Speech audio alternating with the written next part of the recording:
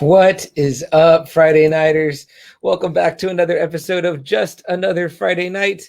I am CM Chuck. This is Double A. We like to call him Adam Adam sometimes. And once again, guys, it is an early episode. It is Wednesday. It is not just another Friday night. It's actually just another Wednesday night. But this time it is my fault. I will be out of town tomorrow and Friday. So we didn't want to cheat y'all out of an episode. So we're bringing you an episode early.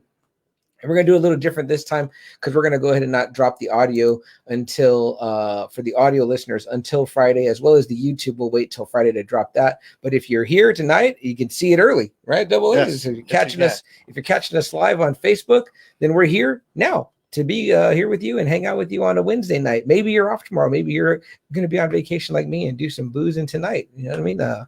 We're cool with that, right? Double A. So what's been going on, man? How's things been since our last episode? So we got some pretty bad news. You know, Richard Donner passed away. Yeah. The director of the first Superman movie. Lethal Weapon. Yeah. Goonies. I mean, man, the man has a big list. He's like another director that we really don't talk about that we probably should be talking about more. That he had a lot of things under his belt, either as a producer or as a director too. So yeah, and then I know he didn't really. He kind of started on Superman 2, but he didn't finish. Yeah, but there is the Donner cut. The Donner cut. Yes. Yeah, he before Zack Snyder got a Snyder cut, there was the Donner cut. Yes. So, yeah. Have you seen that version? Yes, I have it actually. Yeah. So yeah, better. You like it better? it's fine. Yeah. Okay. Yeah, okay. It's still more serious for sure. They kind of take out some of the quirkiness of the other version. Cool. You know, some of the little things. So yeah, it's a little bit more serious. Yeah. I've yet to see it, but very cool. So I would definitely check it out. But yeah, super sad about his passing. You know, I mean, he was up there in age, but still, it sucks when you hear someone like that just pass away. You know, there was millions of tributes to him, millions of them. So, especially.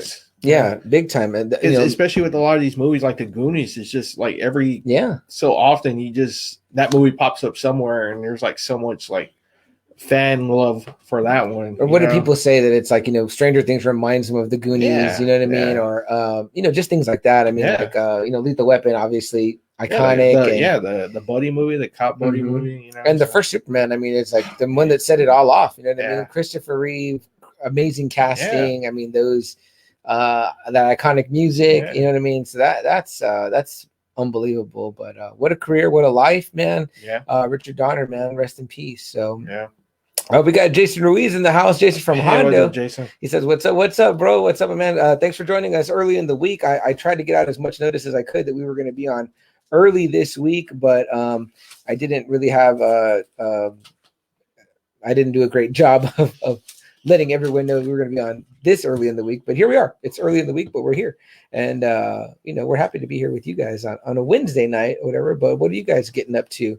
Did anybody catch the finals yesterday? Game one of the finals. I saw your brother was talking about it in our group chat. I didn't watch it. I'm pulling for the Bucks. Phoenix won game one, so and I say pretty handily, 118 to 103. Okay. So, yeah. You see that trend continuing, or man, I don't know. I heard CP3 had a big game, but when you play like that in the one game, you might not. It's hard to repeat that performance. You know what I mean? So I don't think that Giannis is any slouch. So I mean, he was MVP. So, but cool to see kind of two new teams. You know what I mean? Yeah, so for sure. When is game two? Double A.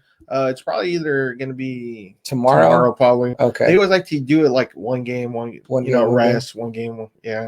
Yeah. All right. Because I think they're trying to get back to maybe their regular schedule. It one, like right? That's how. Well, I mean, like the NBA schedule, like the regular NBA. Oh, schedule. right. It seems like that's what they're trying to go back to. Yeah. So. It feels like it was a long time ago. Because you know how the season always starts around October. Like, it's always around Halloween that the season always starts. Yeah, that's right. Okay. Yeah. Okay. Cool. Well, that'll be interesting, guys. Let us know if you're watching the NBA Finals. Let says, "Hello, my handsome cousins. Hello, our beautiful cousin Let. We appreciate you joining us here on a Wednesday night. Does it make it feel like Friday, guys? Go ahead and treat yourself to some wine or a beer or whatever your beverage of choice is, because you're here with us. And when you hang out with us, we like you to enjoy a beverage. What else, Double A? Today we're doing our best Loki impressions by coming out on the same day as a new episode of Loki.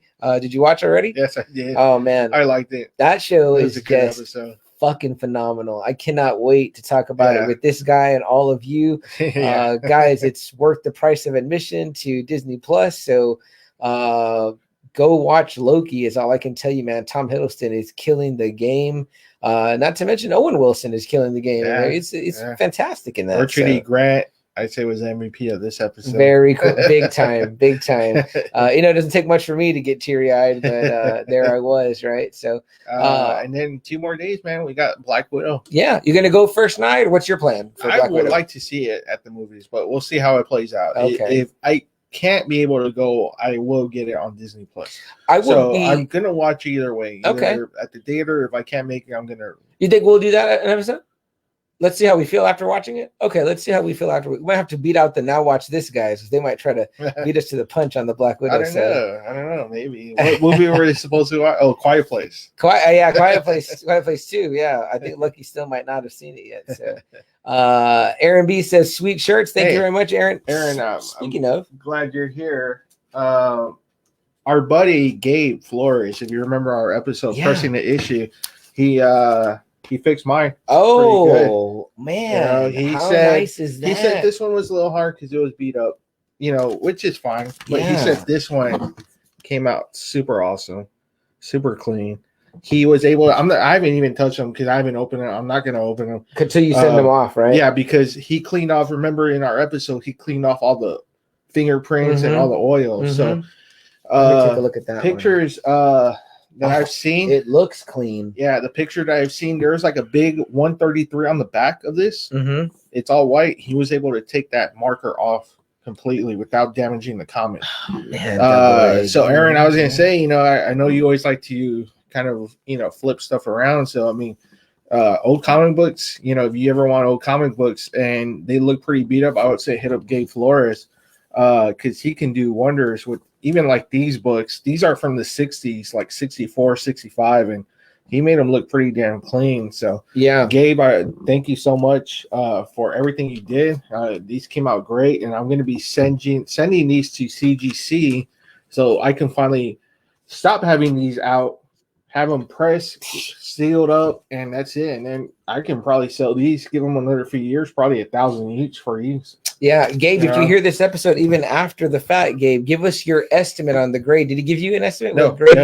We should write down our own number here. So I'm gonna go with you're gonna get a 6.5 on the which one was the rough one? 48. 48. I'm gonna go with 6.5 on 48, and I'm gonna give you a nice 8 on 49. I don't know. I know those are my numbers. Put your numbers in as you think about it. Aaron B, that is a great idea. If you get an opportunity, it is, Aaron, man, even if you get some of these older issues, some of these, they're spiking up to maybe even like $50. And if you send it to Gabe, he cleans it up for you. You can send it to CGC, and man, that can go up from like 60 to maybe 150, 100.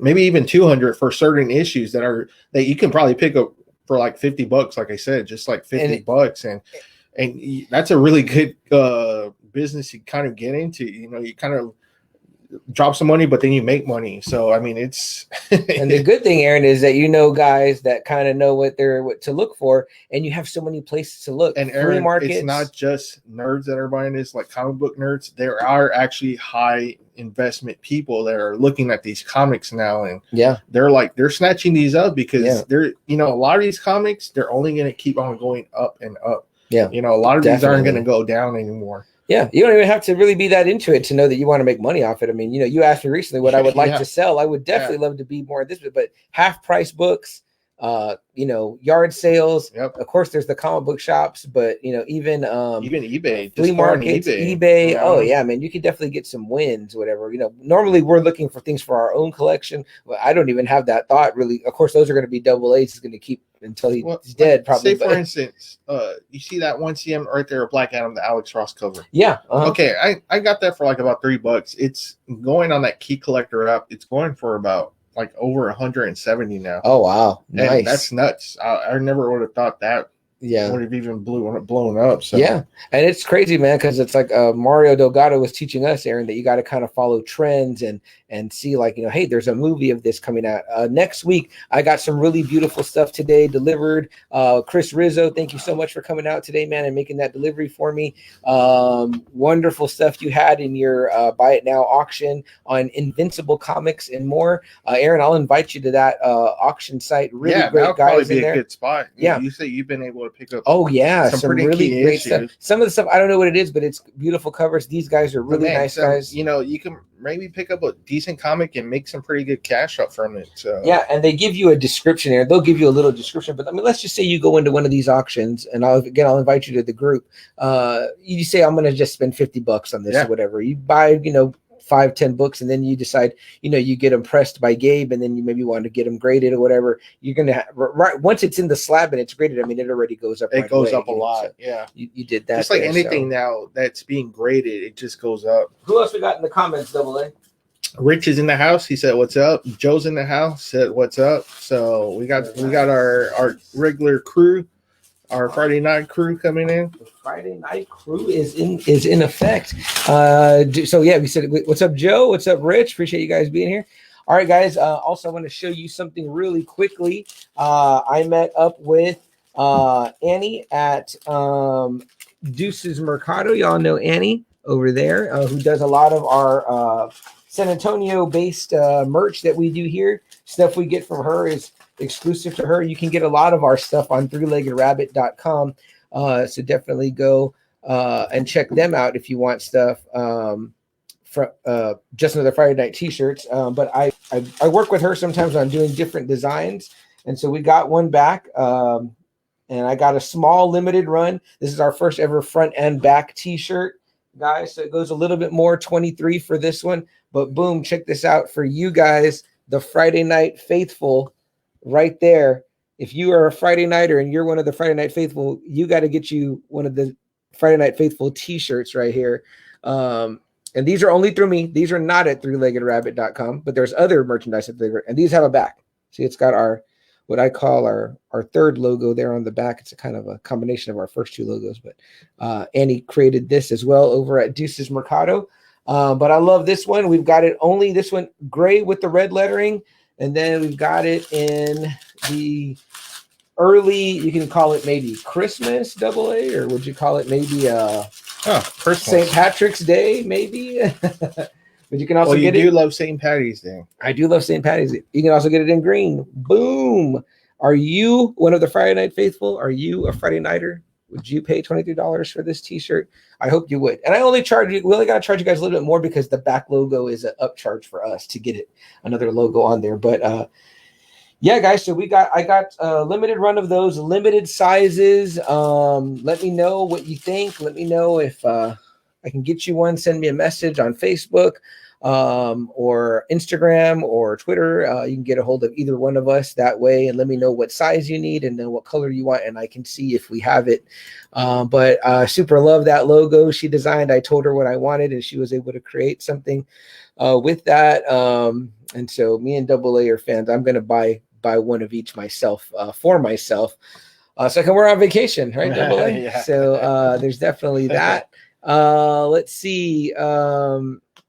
What else we have in Joe says the man in the hat, is it Fred Durst? Is it Fred Durst? Yeah, the man, that would be the man in the red hat, Joe. So. Joe says, nice. I need one. Definitely. Jason says, have y'all seen Mario? I miss him. I have seen Mario, and he's doing great. He's doing well. He's still selling comics like crazy. Yeah. So he's busy. He's super busy. We reached out to him by email. We needed some stuff, Jason, and then we went and had the opportunity to meet up with him to get that stuff and had a great conversation. He's doing well. Yeah. He's actually growing his hair out a little bit. So like I say, he's still busy as ever. Like if he hasn't even stopped running a shop, he's busy. Yeah, and you can always reach him by email, shoot him an email and maybe on Facebook. He says he's he'll answer you faster on Facebook. So yeah. So if you're friends with him on Facebook, shoot him a message, tell him hello, ask him how he's doing. He might even tell you to give him a call or something like that. But you can also always email him. But yeah, he's doing his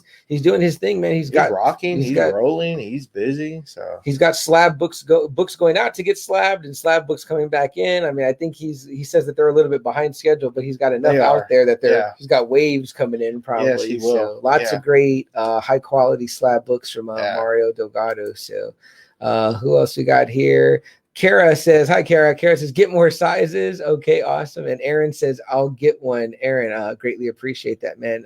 Also, too, I would like to thank Marquise, John, Marquise and Roxanne Holt for their purchases of a shirt recently. That's really awesome. You guys might have saw I had some shirts I shipped out this weekend. They were our previous design that went out to Del Rio, Texas. So I'm waiting to get pics back on those. So we've got shirts going to Del Rio. So guys, I know for a fact now we don't have any shirts in South Carolina, but we got a bottle opener and stickers in South Carolina. We've got shirts in Ohio. We've got shirts that have gone to Hawaii, shirts that are in, as far as Texas goes, we've got them in El Paso. We've got them in Del Rio now. We've got them in a few other places. So you guys let us know what we can do regarding getting shirts out to you and supporting you guys. And obviously want to try to keep getting new different logos and designs that we think that you guys might like and think look cool, whatever. I hate it because we order shirts and it comes out of our pocket and then I like what we bought and I want to buy it myself. So yeah, so that's that. Double A, what else though? Real quick, for our wrestling fans, today is the 25th anniversary of the formation of the NWO. On this day in 1996, Hulk Hogan shocked the world and turned his back, man, on the vitamins, on the prayers. Man, he, with that leg moment, drop on Randy Savage, that moment where it looked like he was about to clear house, and then he leg dropped some Macho Man, or like everyone went ape shit. Everyone booed him. Who was calling that match? You remember Double A? It was Bobby Heenan, Tony Schiavone, and Dusty Rhodes. It must have been who was it? One of them says he's like, maybe he's the third Bobby man. Heenan, and I'm like, why are you Bobby Heenan was like, it? Yeah, what side is he on? Yeah, kind of. I mean, who knows? I mean, that was a big shock. I mean, it was definitely just like, wow, and then the post interview. People are just throwing garbage in the ring and stick it, brother. Yeah, I mean, he was just frustrated with the fans. He was starting to get booed down there in the South, and yeah, man. Yeah, man, for sure. And then it wasn't that long. I think maybe a week or that Monday after he came out in all black. Black, man. It was like the send off of the yellow and red for a while. You know what I mean? And then the belt is, got spray painted NWO. Damn. I mean, man, it started off the Monday Night Wars, man. That pretty much blew it up. And they were kicking ass. And Hulk Hogan, man, at that time, still saving wressling, man, still making wrestling popular, before Stone Cold kind of took the reins and took it to another level. But, man, Hogan made it cool again. Yeah. To like wrestling. Can you remember talking to school and, oh, man, did you see what happened with, on Monday? Did you see what happened with the NWO did? Dude, I remember them whipping Goldberg, spray painting his back. Like, I was like, holy shit. The destruction they're causing. Remember Rey Mysterio when they threw him against that truck? And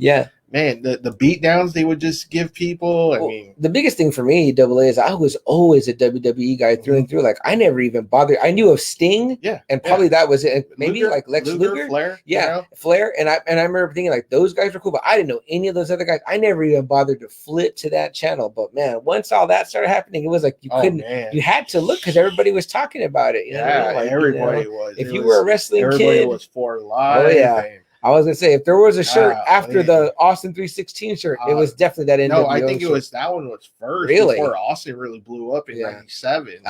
Interesting. So, man, the NWO shirts, they were a hot fucking thing. That's one I'm missing on my retro shirt list. The NWO. Golly. Be a great topic to touch on. I mean, man, it was devastating. Let's see. We got Rich in the house. Rich says, what do we hold on here? He goes, if you ever get one of those logos and a cap, let me know. I would like a hat. Okay, yeah, you've asked me that before, Rich. I got to work on that for you. I'm gonna work on that for you. Joe says, for life. For life. Rich says, yeah, I watched the video of him turning his back and giving the leg drop on the Macho Man. I mean, man, it was big stuff, man. Rough. Joe says, but Bobby was always anti-Hogan. Yes, he was. For 2 decades, they were always fighting. That little weasel. Rich says, I like the commentator saying everyone in the backstage should come out and kick his ass. Who was that? That might have been Shivani saying that. It might have been Shivani saying that. Because it was pretty crazy. It was crazy to see that. It was. You know, no one, I don't think, if you're a longtime wrestling fan, the last time Hogan was like a bad guy was like in 80, 81. You know? I didn't even remember. Exactly. No one remembered. It was always from 84 on up, Hulkamania, you know? So, so, man, you know. Joe says it started a revolution. He also says you started a new sting. That's right. The kind of the Crow sting. And then Joe says at the same time, WCW was debuting Jericho, Eddie, and Ray. Yeah, kind of the rise of the cruiserweights. Yeah, as well. You know what? Everyone has always done a great job on the cruiserweights except the WWE. Right. Everyone has always done. I mean, man, the best of the juniors over in New Japan. You know, I mean, the cruiserweight division in WCW is always top notch. I used to always love watching Dean Malenko and Rey Mysterio go at it. Always love those two. I mean, I guess that WWE tried that 205 live. They did, man, but it's just they don't put enough focus on it. They don't get like these guys that are really serious about it. Or I don't know, man. I don't know why WWE can never figure it out.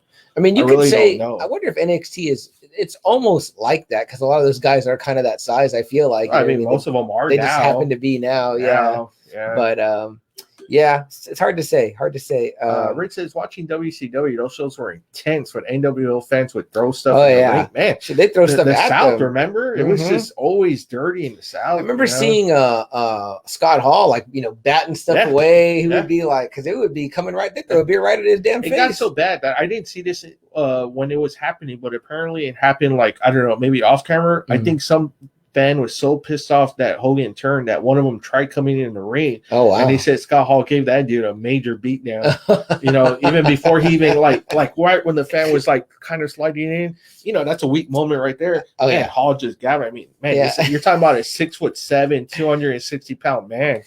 Not only that, but you know, I don't know this, but people like to accuse those guys of being on juice or whatever, and I'm like, these guys are in there not really hurting each other, trying not to do that. Can you imagine the minute they have a chance to actually fuck somebody up, they're like, oh man, I've been waiting to just wail on somebody. You know what I mean? Yeah. And I mean, I've seen it when like it's happened with Triple H when guys have run in the ring and you know him in Austin or whatever, and they've had to like honestly, they beat the shit out of those guys. Honestly, I wouldn't even try messing with a wrestler because you got to think, look, every day they're grappling with somebody, so they know how to grab you. You know, they really do, and they can just grab you. They know how to already use your weight and just flip you over. I mean, these guys are already ready to go. You know, and it doesn't take away from the fact that these guys are like 250 plus, and they're big fucking guys. Like they look good like that for a reason. They're all muscular shit. You know what I mean? Like I said, you got to imagine their hands are probably super hard. You know, for one thing. No, man, the wrestling guys, those guys it's like are a boxer. legit, You're just not going to go up to a boxer and say, "Hey, man, I want to fight you." No, no way. Fuck that, man. So, let's see here. What else we got in the comments? Joe says, "Stinko Malenko." Dean Malenko. That's probably the man of 1,000 holds. Joe, come on, man, get a break. That's probably Jericho. That sounds like a Jericho. It's what Jericho would say. Probably. Yeah, that does sound like a Jericho. Remember the man of 1,001 holds? Yeah, the man of 1,001 holds. Stupid. He talks about that promo he had to cut. Well, it was like during a commercial, he had to just keep naming the holds or whatever. Jason says, I like the Ultimate Warrior wrestler. Yeah, Ultimate Warrior was definitely a badass man in his time. Like that fucking guy. Untamable Amy in the house. She says, hi, Katsy, and hi, brother. Hello, sis. Guys, we appreciate all of you guys being here with us on just another Wednesday night, man. For one night only. Rarely do we come to you on a Wednesday. I don't think we've done a Wednesday episode since our infamous Christmas Eve episode with Mario Delgado in December when the zombies attacked us out at his old shop at Authority Comics. But that one wasn't our fault at all. That was our women wanting us to be there on Christmas Day with them, not with each other. We contemplated podcasting on Christmas Day and on New Year's Day, right? We were like, we're like, you know what, this ain't gonna go down well. We both got the look like this and the nod, like no, and the head nod that just says, I don't think so. Hey, any Rick and Morty fans out there, guys? I just got through watching my way through Rick and Morty for my very first watch through seasons 1 through 4 on HBO Max. Boy, am I late to the party. Definitely recommend it though, right? Watching it on High, HBO Max. yes, definitely watching on HBO Max. All the curse words. I know it normally comes out on Adult Swim, but my girlfriend's boys, Jeremy and Julian, are huge fans, and they'd been trying to get me to watch for a while. And I'd seen it, and I knew of it, and I'd heard of it, and I'd seen clips. And I love that they come out in The Simpsons, that one opening, whatever. But guys, I easily put this Rick and Morty above Family Guy, above American Dad. It's fucking hilarious. I probably even put it above Bob's, above King of the Hill. For me, you know what I mean? So, not above Simpsons or Futurama, but right in there, hanging in there. For me, it's fucking hilarious. Great show. Again, I'm late to the dance. I didn't know, but I'm caught up. I know season 5 is out right now, but I'm not yet. I watched episode 1, but they're not all like able to be watched yet. Okay. You got to do that whole login with your cable provider thing, whatever. So anybody wants to hook me up, you know what I mean? Let me know about your cable provider, and I'll get that going on there. What else we got in Rick comments? Said the one I saw that was crazy, and this was during the Hall of Fame for the Hart Foundation, when a fan came in and tackled Bret Hart.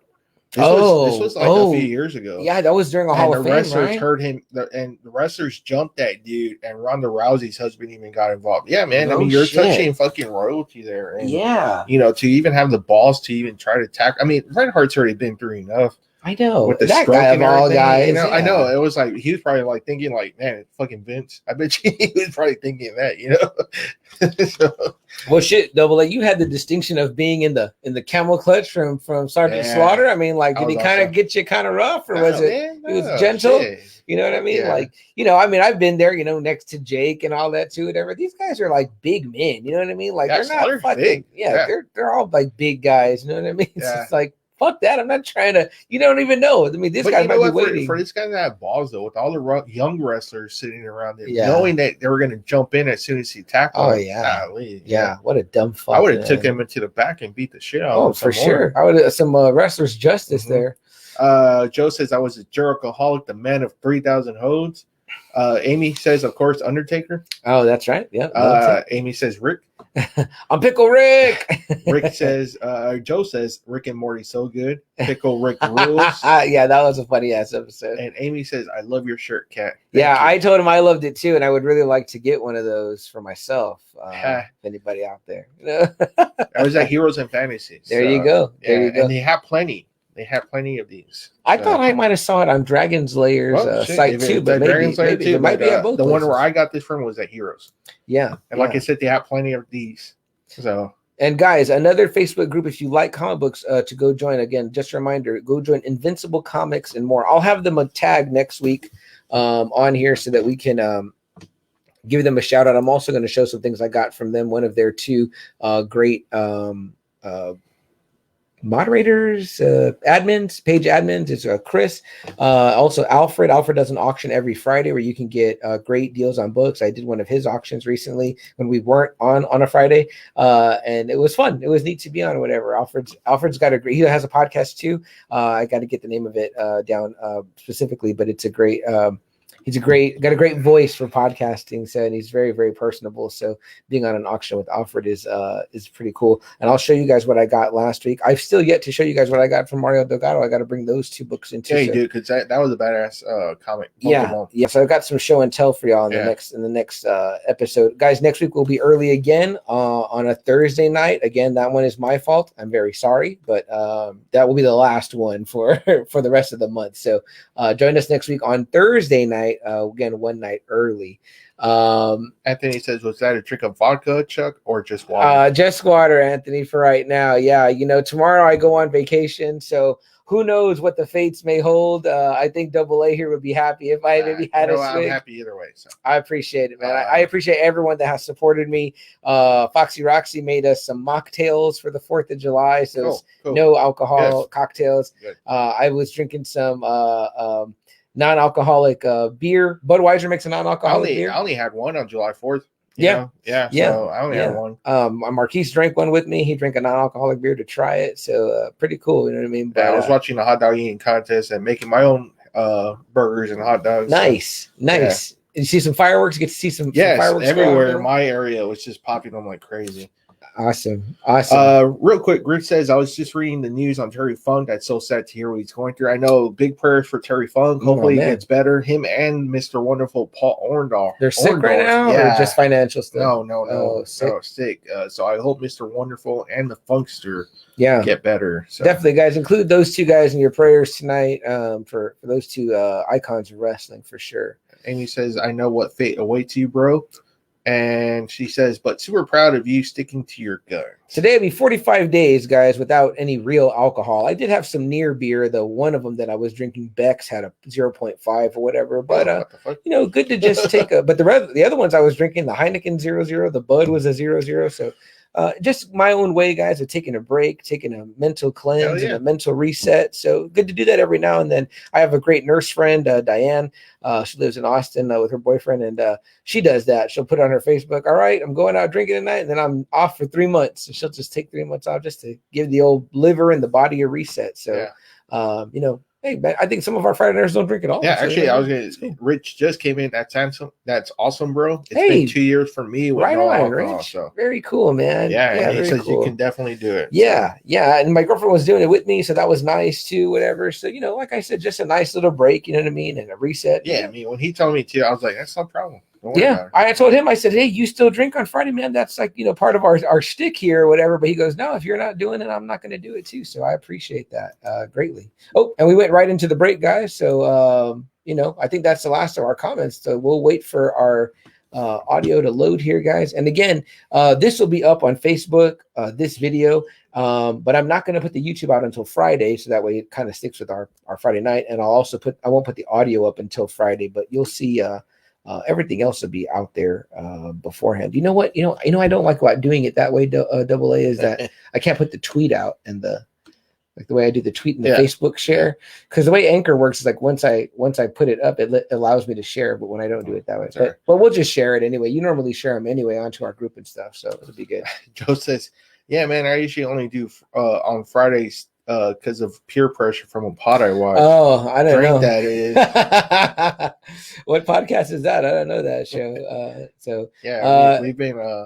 We've been straight edge. Yeah, this has been the straight edge show for a minute here, Joe. Joe, when are we getting another episode of Now Watch This? Today was Watch It Wednesday, and I watched my phone for notification, and I got nada. Damn. So I'm dry since the Fresh Prince or whatever. But let me know.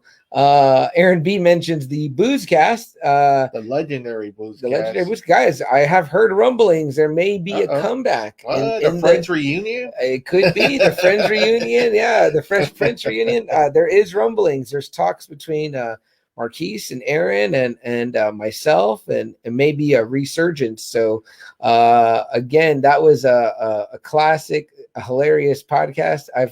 Someone has the audio, and I told them that Anchor exists now. That's what we use, and you can put the old episodes out on Anchor. Guys, I think it was like a little over 100 episodes. Damn. And some of them are time relevant, like to the time, but others are not. And I don't know how well they would. That might get us. That might be cancel culture territory. That podcast is pretty good. It's pretty rough shit in there. But if you guys get a chance, you just like a laugh, and you're able to take it for the grain of salt, tongue in cheek, then it's pretty fucking funny. And I had the pleasure of contributing to that show a few times back in the day. What else we got in there? Joe says we're gonna go live Friday, so I guess that's when they're gonna do it. They're replacing us. Oh, stealing our thunder. I see. We're not on. Oh, Friday. Okay. You know what? Go live, Double A. I'm gonna go live from the fucking beach. All right. Rich says that y'all watching the finals. Go Suns. I guess you missed our cutting down the Suns. Rich, we're both going for the Bucks. Rich, we will one day get on the same page. We all agree on the Spurs. I think so. We're good on that. Oh no, wait. Rich is a Lakers guy, right? Rich, give us your basketball team. I know again. You hate the Cowboys. I know you hate the Patriots. So. Okay, so we're not on board together on there. Yeah, so we know that, but yeah, we can get on board with something on basketball. Okay, Joe says Suns in 4. I mean, like giving like the Bucks nothing. Nah, I don't think so. And then Joe says we're gonna call it Now Watch Another Friday Night. Oh, all right. That's a lot of keeping all the words in there. Just Oh man, that's gonna be good. That's gonna be good. In here Hey, time you know what? You got a built-in fan in me, Joe. So I'll tell you that. Rich says I am a Spurs fan and a Colts and Red Sox fan. That's right. That's right. So baseball and football we're at basketball ends. we're good. On basketball we're good. So that's one us too. In our personal group, you know, it's like we're only on board on the Spurs and everything else is like all out war. Except for baseball, we're pretty much on the same page. Almost all of us. We've got a Cubby and a Dodger and a Red Sox guy, yeah, too. So another Red Sox guy. So good shit. All right, guys. Well, let's get right into the episode because I do have to go home and pack. I want you guys to stick around, though. Join in this conversation. Tell us what you think. I promise you, guys, I think that there is something for everyone in this topic. You're going to know it, so whether even if you don't know it, you're going to probably be like, oh, wow, that guy. So I think you're going to like it. So I think we're ready. Let's see. Joe says, Luck and Chuck on vacation, and me and Double A going live. And then Anthony Sanchez says Lakers, Dodgers, Cowboys. You know, the last one two LA teams. You know, Anthony, I know you ain't really loving them Cowboys for real. So you know, or the Lakers. Go ahead and go with the Texans, man. I mean, like they're close. You want to be a Texas guy, whatever. You know, I don't know, not anymore. They lost Watson. I see, or maybe you want to like the Chargers or the Rams and Watt. The Rams aren't even there anymore. They lost Watt and Watson. So man, I don't know. Something. Just help yourself out. Rich takes a little dig at me. Cowboys are already breaking news. They have been eliminated from the playoff. Smart. You're going to be on Hard Knocks this season. There we go. And if not, we've got shirts for you guys for sale. $23. Let me know if you want to see them again in the comments. I'll show them to you again. We're going to sell these t-shirts here. All right, guys. Let me see if I can get us set up in some audio here. Joe, real quick, says goes Cowboys and Spurs. Okay, we know Joe. We know Joe, you and Little Joe, as he calls himself. Man, Little Joe. Joe, get another name. LJ. Okay, LJ, I like that. That's better. You know what I mean? But you know, we can't have that Little Joe shit on the Now Watch This pod, man. That ain't doing it for me. All right. Damn. I feel like I'm watching an episode of Bonanza or some shit. You know what I mean? Yeah. Wasn't that his name on there? Joe says Cowboys on Hard Knocks because they're freaking stars. People want to see them. You know what? They always do draw the ratings, man. They always do. We got fucking Terrell Owens here himself right now, don't we? Yeah. All right, then. Well, you know what? Let me get into this episode I was already having stomach issues on Saturday. I don't need to carry on here. All right, guys, we're going to get into the meat and potatoes, as I like to call it, of the show here. So allow me to adrenalize you as we get started. Guys, sorry about that. I ran right into the break, so you probably heard the commercial pop up and just surprise you and be like, oh, shit, there's a commercial. What the hell's going on? He didn't say what he normally says, that they'll be right back. So that's me fucking up, so I apologize for that. But, you know, you guys probably used to that by now, too. It's kind of like one of the tropes of the show by now. It really is, yeah. So, guys, tonight, Double A, we want to talk about one of our favorite guys. Now, one of our Friday Nighter Joe said, when I told him the topic, he said, well, you talked about a writer last week. You're going to talk about a writer this week? And I said, no, we talked about a comic book series last week. We're talking about a writer this week. You make me feel like we're doubling up when we're not. Last week was The Platoon about Frank Castle, a.k.a. The Punisher. But this week, a different Frank. Double A. Yeah, Frank Miller. And you're probably wondering why these actually have something in common, our shirts. Mm-hmm. Frank Miller is one of my favorite all-time comic book writers. He writes in a way that's more brutal, more adult, you know, especially during this time period. You might not know it, but some of these comic book movies have taken a lot from the Frank Miller. Batman Begins is right off from Batman Year One that Frank Miller wrote. Sin City, if you guys ever watch the movies, those come from his own creation from the 90s. Anything that you've seen Daredevil from, either the Netflix series or even the movie, that's taken straight from Frank Miller. He's even had a hand in Wolverine with his Wolverine's first solo story, which they tried to adapt it in the Wolverine, kind of. You know, all the hallmarks of Wolverine really became there in that 4-part series that he did the artwork on. You know, so he's here and there. You know, he's really touched a lot of movies from Marvel, DC. So yeah, and I'm hard pressed to call him just a writer now that I understand that a lot of his body, artist and creator, is art. So he does quite a bit of art too. And if you don't know, one of the big movies in 2009 was 300. You know, about the last stand of the Spartans, 300 Spartans. It's pretty and that movie is not a history movie. It's based on his. It's based on his version of that. You know, so that movie they probably no one even knew came from Dark Horse from Frank Miller, and that was his too. Yeah, and this one, guys, you can still get for a good maybe $20. I find it almost everywhere, bookstores. I mean, it's awesome. It's a hardcover. That one is almost shot for shot. The movie, you know. Yeah, pretty much. Yeah, I mean, you know, but I mean, how many people loved that and didn't know that it was based on a comic? But they probably know the historical story, the Hot Gates, but the movie's based on. The movie is based on the Frank Miller book that he adapted, you know. And clearly Zack Snyder's a fan, right? Because that movie, and then Zack Snyder, that kind of really blew up Zack Snyder even more. But he continues to borrow from him because Dark Knight Returns, you know, he used, Batman vs Superman, he uses kind of the Dark Knight Returns. Yeah, if you've seen issue 2 of the Dark Knight Returns, you'd be like, wow, that's Ben Affleck Batman. Yeah, you know, the armored up Batman. Yeah, so I mean, this guy has, you know, whenever they make a movie about a certain character, always digging through the Frank Miller stuff. So, yeah, guys. So he's definitely one of the, I would say, top writer/artists, iconic / creator. Yeah, you know, definitely of the last. Well, you know, we say the last 20 years, right? But it's probably now. More. It's probably now 40 years, probably going. So I mean, guys, but who, you know, a 3-year run on Daredevil that completely reinvented Daredevil. Yeah, Daredevil is a Stanley creation, but it was going nowhere. He grab a hold of Daredevil. He gives him some ninja backgrounds. He makes Hell's Kitchen where you can actually feel Hell's Kitchen. Oh yeah, you know, you can smell Hell's Kitchen. He redoes Bullseye to make him a really top villain. He grabs a Kingpin from Spider-Man, puts him in Daredevil, makes Kingpin one of the most fearsome villains you can ever imagine. He creates Elektra. Everyone gaga over Elektra. You know, 3-year run, he makes Daredevil one of the lowest selling properties into one of the hottest properties in Marvel. He goes to DC. He does Batman, The Dark Knight Returns, one of the most influential comics ever. You know, it's pretty much set as the last Batman story. The first time Batman and Superman had ever fought was because of Frank Miller. Yeah, you know, and then he does Year One, Batman Year One. You know, the origins of Batman, the origins of Jim Gordon. If you read those issues, you know, it's Batman Begins. You know, just without Ra's al Ghul. You know, but it's pretty much that story. You know, he tackles Wolverine. You know, one of the most iconic covers. You know, he helps Chris Claremont flesh out the Wolverine character that we know.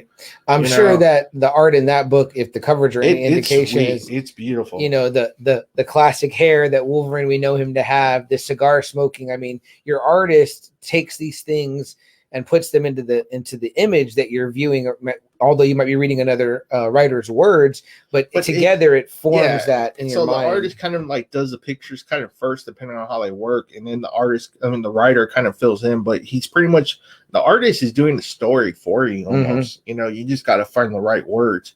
And it's also in that run that's the first time Wolverine ever says, I'm the best there is at what I do. And what I do isn't nice. Yeah. So that was uttered during the Frank Miller, Chris Claremont run. Then after he's done with the Marvel DC stuff, he's like, you know what? I think it's time for me to create my own property. He creates Sin City. Man, this ugly world of, you know, noir, just like straight out of like the 50s, you know, film noir movies. Oh, yeah. You know? We get characters like Marv, like Dwight, Ava Lord, you know, the hookers from what do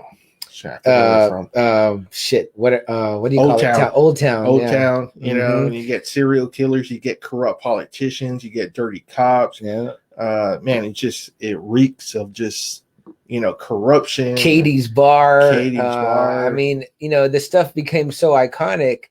The image is in the imagery, and then, you know, you move on to you know, obviously so popular that it became, you know, Robert Rodriguez, you know what I mean, decides, hey, man, this would be a badass movie. Yeah, and then that first one, it was a big hit. You know, it had Bruce Willis in it. It had Clive Owen when he was super hot. You know, Mickey Rourke. It was kind of a comeback for Mickey Rourke. Josh Hartnett. Jessica Alba was in the movie. Is Rutger Hauer in that one? Rutger Hauer, Hauer's in that Rosario one. Dawson Rosario was Dawson. in it. You know, A who's who on the cast. Benicio del Toro. Benicio, Brittany Murphy before she passed. Yeah, and I think Robert Rodriguez said that he has Frank Miller help him direct a few scenes. He did, yeah. Tarantino directs a few scenes Yes, too. he did, yeah. So that's kind of pretty neat. You know, in its own, and that one I feel like is very kind of panel for panel too. Like he really used the material especially as his storyboards. You know? Yeah. So very, very cool stuff. Frank Miller, obviously extremely creative and talented. He said he always liked that Japanese kind of like art kind of, but he said that it was always flat. And with the American, it was always like too much art. Right. You know? Right. Like it was weird. So he tried pretty much bringing it together. And I'd say he does a good job of that because there's some, like sometimes Frank Miller will draw a girl topless, whatever, but her nipples are square. You know what I mean? He does like a lot of hard lines and hard edges, but it kind of fits with what the story he's spinning. And by no means he's like probably not one of the better artists, you know, but the Wolverine comic book looks sweet. The Daredevil stuff looks sweet. And those covers are amazing. Yeah, I think with Sin City, I think he just tried to make it look kind of like more Japanese too. In a way. Yeah. You know, but the writing is great too. You know, he doesn't fill up the book with like so much dialogue, unnecessary words. Right. It's always kind of like to the point. Like the Daredevil stuff was just awesome. That's a great 3-year run that he did on Daredevil. He really made Daredevil into the character that he is today. And that is kind of the consummate iconic Daredevil story. When you're going to do Daredevil, you start with that story. That's what they did with the Ben Affleck movie, and that is exactly what they did with the Daredevil show as well. You know, you have to have those characters, you know, Wilson Fisk, you know what I mean? And well, they never introduced Bullseye that I know of. I didn't get through season 3 yet of Daredevil on Netflix. No, I don't think they ever did. But Elektra did come in season 2 did come out, and was pretty badass. I mean, like, and of course she's like synonymous with him now, just the same way that I would say the Kingpin and Bullseye are. You know what I mean? It's like, you know, those people are synonymous with Daredevil. And you know what's so good about him too is like not even like the characters, but even like Hell's Kitchen became like a place. Right. Like it became something like, oh, if you're going to Hell's Kitchen, you're going to Daredevil's territory. Yeah. You know, it was kind of like that part in New York that nobody touched. You know, it was like Spider-Man Fantastic Four got to clean New York, but Daredevil has to stay behind and kind of clean up, keep the mess clean, you know, in Hell's Kitchen. That corner that nobody even wants to go touch anymore, you know? Yeah. That even Spider-Man kind of steers clear from something. I would say the only one maybe hanging around there would be the Punisher, you know, Frank Castle, which is interesting because they have such, you know, a good segue episode for us from our previous episode to this one. They have such a good and different dynamic when those two characters encounter each other, because you have one that, you know, it's very Batman-esque in a ways. And maybe that's where Frank Miller's drawn to these characters. I think so. Yeah. You know, obviously, you know, Matt Murdock, the attorney, believes in justice, obviously a blind guy, you know what I mean? So justice being blind, but you know, he just you know, he's not going to kill. He wants the system to work. Whereas, you know, the Punisher is the complete opposite of that. And the total, you know, I'm judge, jury, and executioner, like we said last week. So then you've got, you know, a guy like Daredevil that's like, well, I'm going to beat you up and wear a mask and do things vigilante justice, but I'm also want to see you tried and convicted. It's kind of like, what? what are you doing there, Matt? You're kind of all over the place, but yeah, I mean, it's just the thing is that Kingpin has, like, during Frank Miller's run, he really kind of fleshes out the Kingpin himself too. Where the Kingpin, you find out that this man is the Kingpin of crime. Right. He has his fingers everywhere in the city. It runs by the Kingpin. Yeah. And that's what Daredevil is trying to really do in Frank Miller's run. He's trying to bring down the Kingpin, trying to get rid of that, you know, that corruption that's in there, from, you know, lawyers to cops to politicians, that everyone, you know, that the Kingpin owns. You know, I mean, golly, it's a big win. You know, it's a big fight, you know, to go up against. You're going up against the crime lord. Yeah. You know, a lot of times, what do we say, right? We have people ask us sometimes like, oh, who should I get into? What character did I get started with? And we sometimes are like, yeah, I don't know. You know what I mean? But with Daredevil, you definitely know the answer. You're like, you need to start with the Frank Miller run. That's the definitive iconic run. The stuff with Bullseye is amazing too. Yeah. He turns this kind of like one-dimensional character into like a full-fledged like badass. Mhm. You know, Bullseye, when you see his outfit, you're probably like, man, this guy's like looks like a fucking joke. You know? Yeah, we're back to the white gloves, white boots thing, like we talked about last week again. I don't know what it is, but when Frank Miller grabs a hold of him, it doesn't look stupid, right? You know, and the way this man is thinking, like he just starts becoming obsessed with Daredevil. You know, it's the first time he misses. You know, because Daredevil, you know, he doesn't know Daredevil's blind, but his other senses are hiding. Yes. So, you know, he misses Daredevil and he's like, what the fuck? You know, so he keeps training and training and training. This man is Daredevil's equal in every way. They have bad fights like Wolverine, Sabretooth, you know, Hulk, Abomination.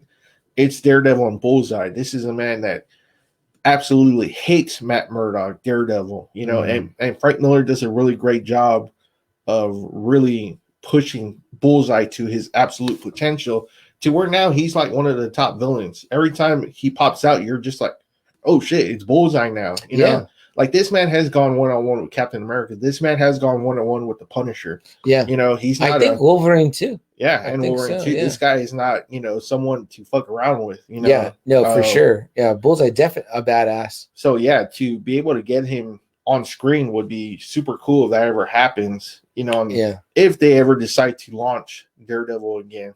But even like you said too, Double A, with the background with the ninjas and the hand, you know what I mean? Like that comes from Frank Miller, and that's that kind of the main villain in season 1 of Daredevil. It's like, you know, well, it's Kingpin, and you know, I think that the hand is kind of in the background, and then in season 2 they focus on that as well with the hand, and Elektra shows up and the Punisher. And that's the other thing too. Elektra, he really made a badass like female heroine that was kind of started off as a villain, you know.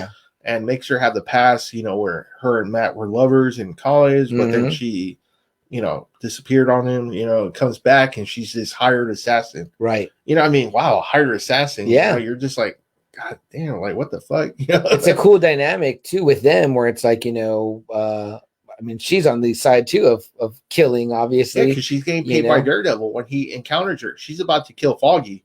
When Foggy notices her in the comic, he's like, Elektra, is that you? Yeah. And she's like, oh shit, you know, like, and she lets Foggy live. Yeah. She was supposed to kill Foggy. No shit, I didn't know that. Yeah. And you know, Matt runs into her, and it goes back that, you know, to Kingpin that she failed, so he hires Bullseye, and then Bullseye kills Elektra. You know, that's and right. I was just like, damn, that's an iconic moment in comic books. You know, and what it's I mean? brutal. It's a brutal scene too. You're like, wow, he actually killed a character, her own like, weapon, a Marvel. You know, in Marvel comics, like there was a death. You know, right? I was like, yeah, that one was up there with like, you know, the Gwen Stacy one, where it was like, man, this was his love and all that. The primary female, you know, I would say, you know, counterpart, companion, you know what I mean?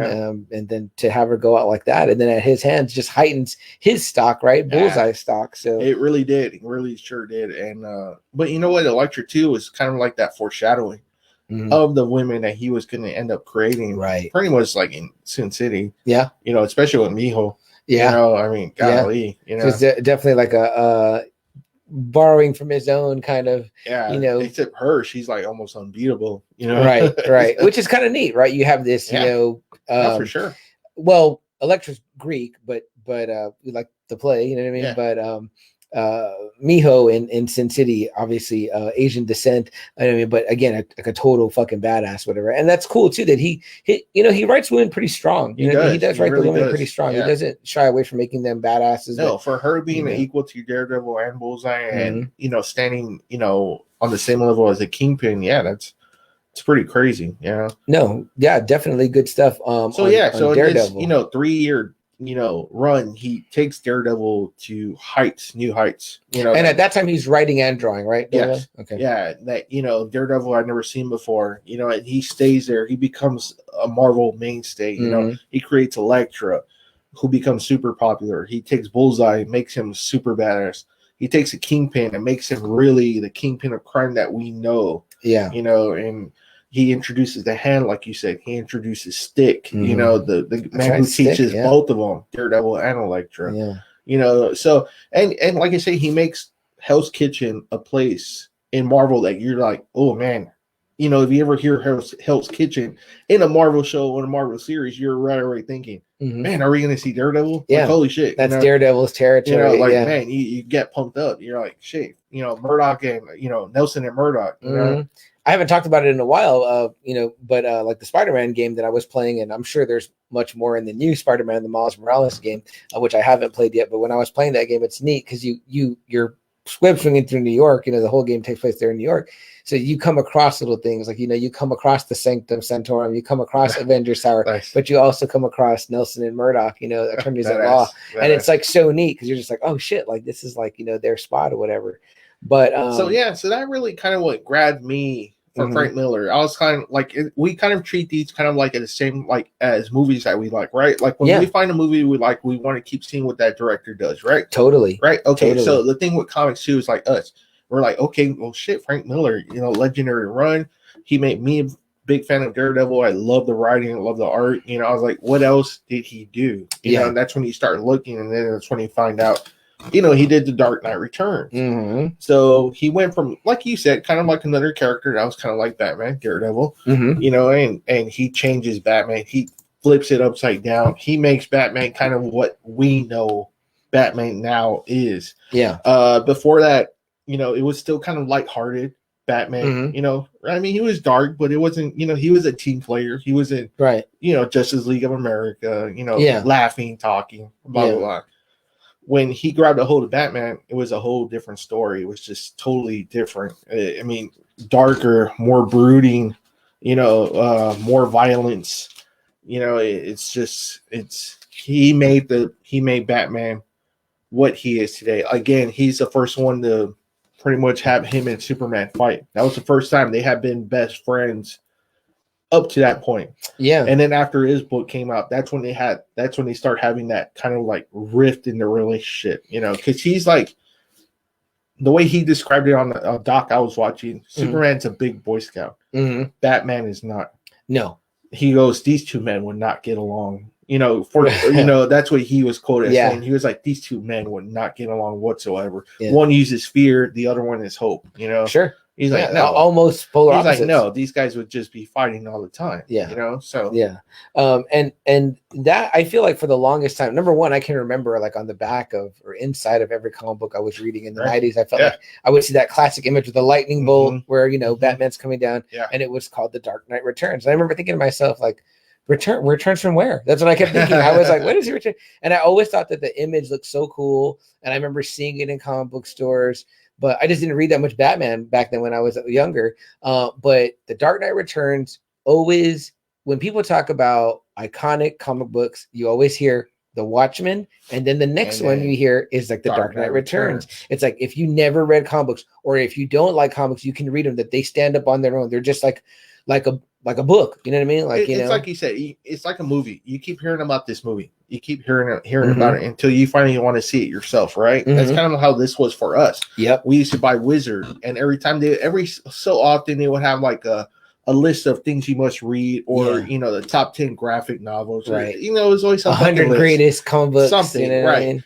And Dark Knight Returns was always there. Yep. And when I was starting to get into comics, and after I just read the run on Frank Miller, I wanted to read more Frank Miller. So I was like, okay, well, you know what? Let me give this a shot. And man, it was great. It's ugly. It's an ugly Gotham City in the future. He is so ravaged with all the pounding he's taken for decades. He's older, but he's still smart as hell. And Superman is like almost working for the government. Pretty much. You know? I think what happens is like somehow Joker again is like released or something, some bullshit like that, and he goes on a show and he murders a whole bunch of people, and Batman's out to get him this time for sure, and they start pounding each other in the sewer, and all of a sudden you just see Joker. He's like, because he's old too, and he's like, you know what, you're gonna go down for my murder, and he starts breaking his own neck. Like he starts turning his fucking neck until he breaks it. Like he kills himself like that. I'm like, holy crap.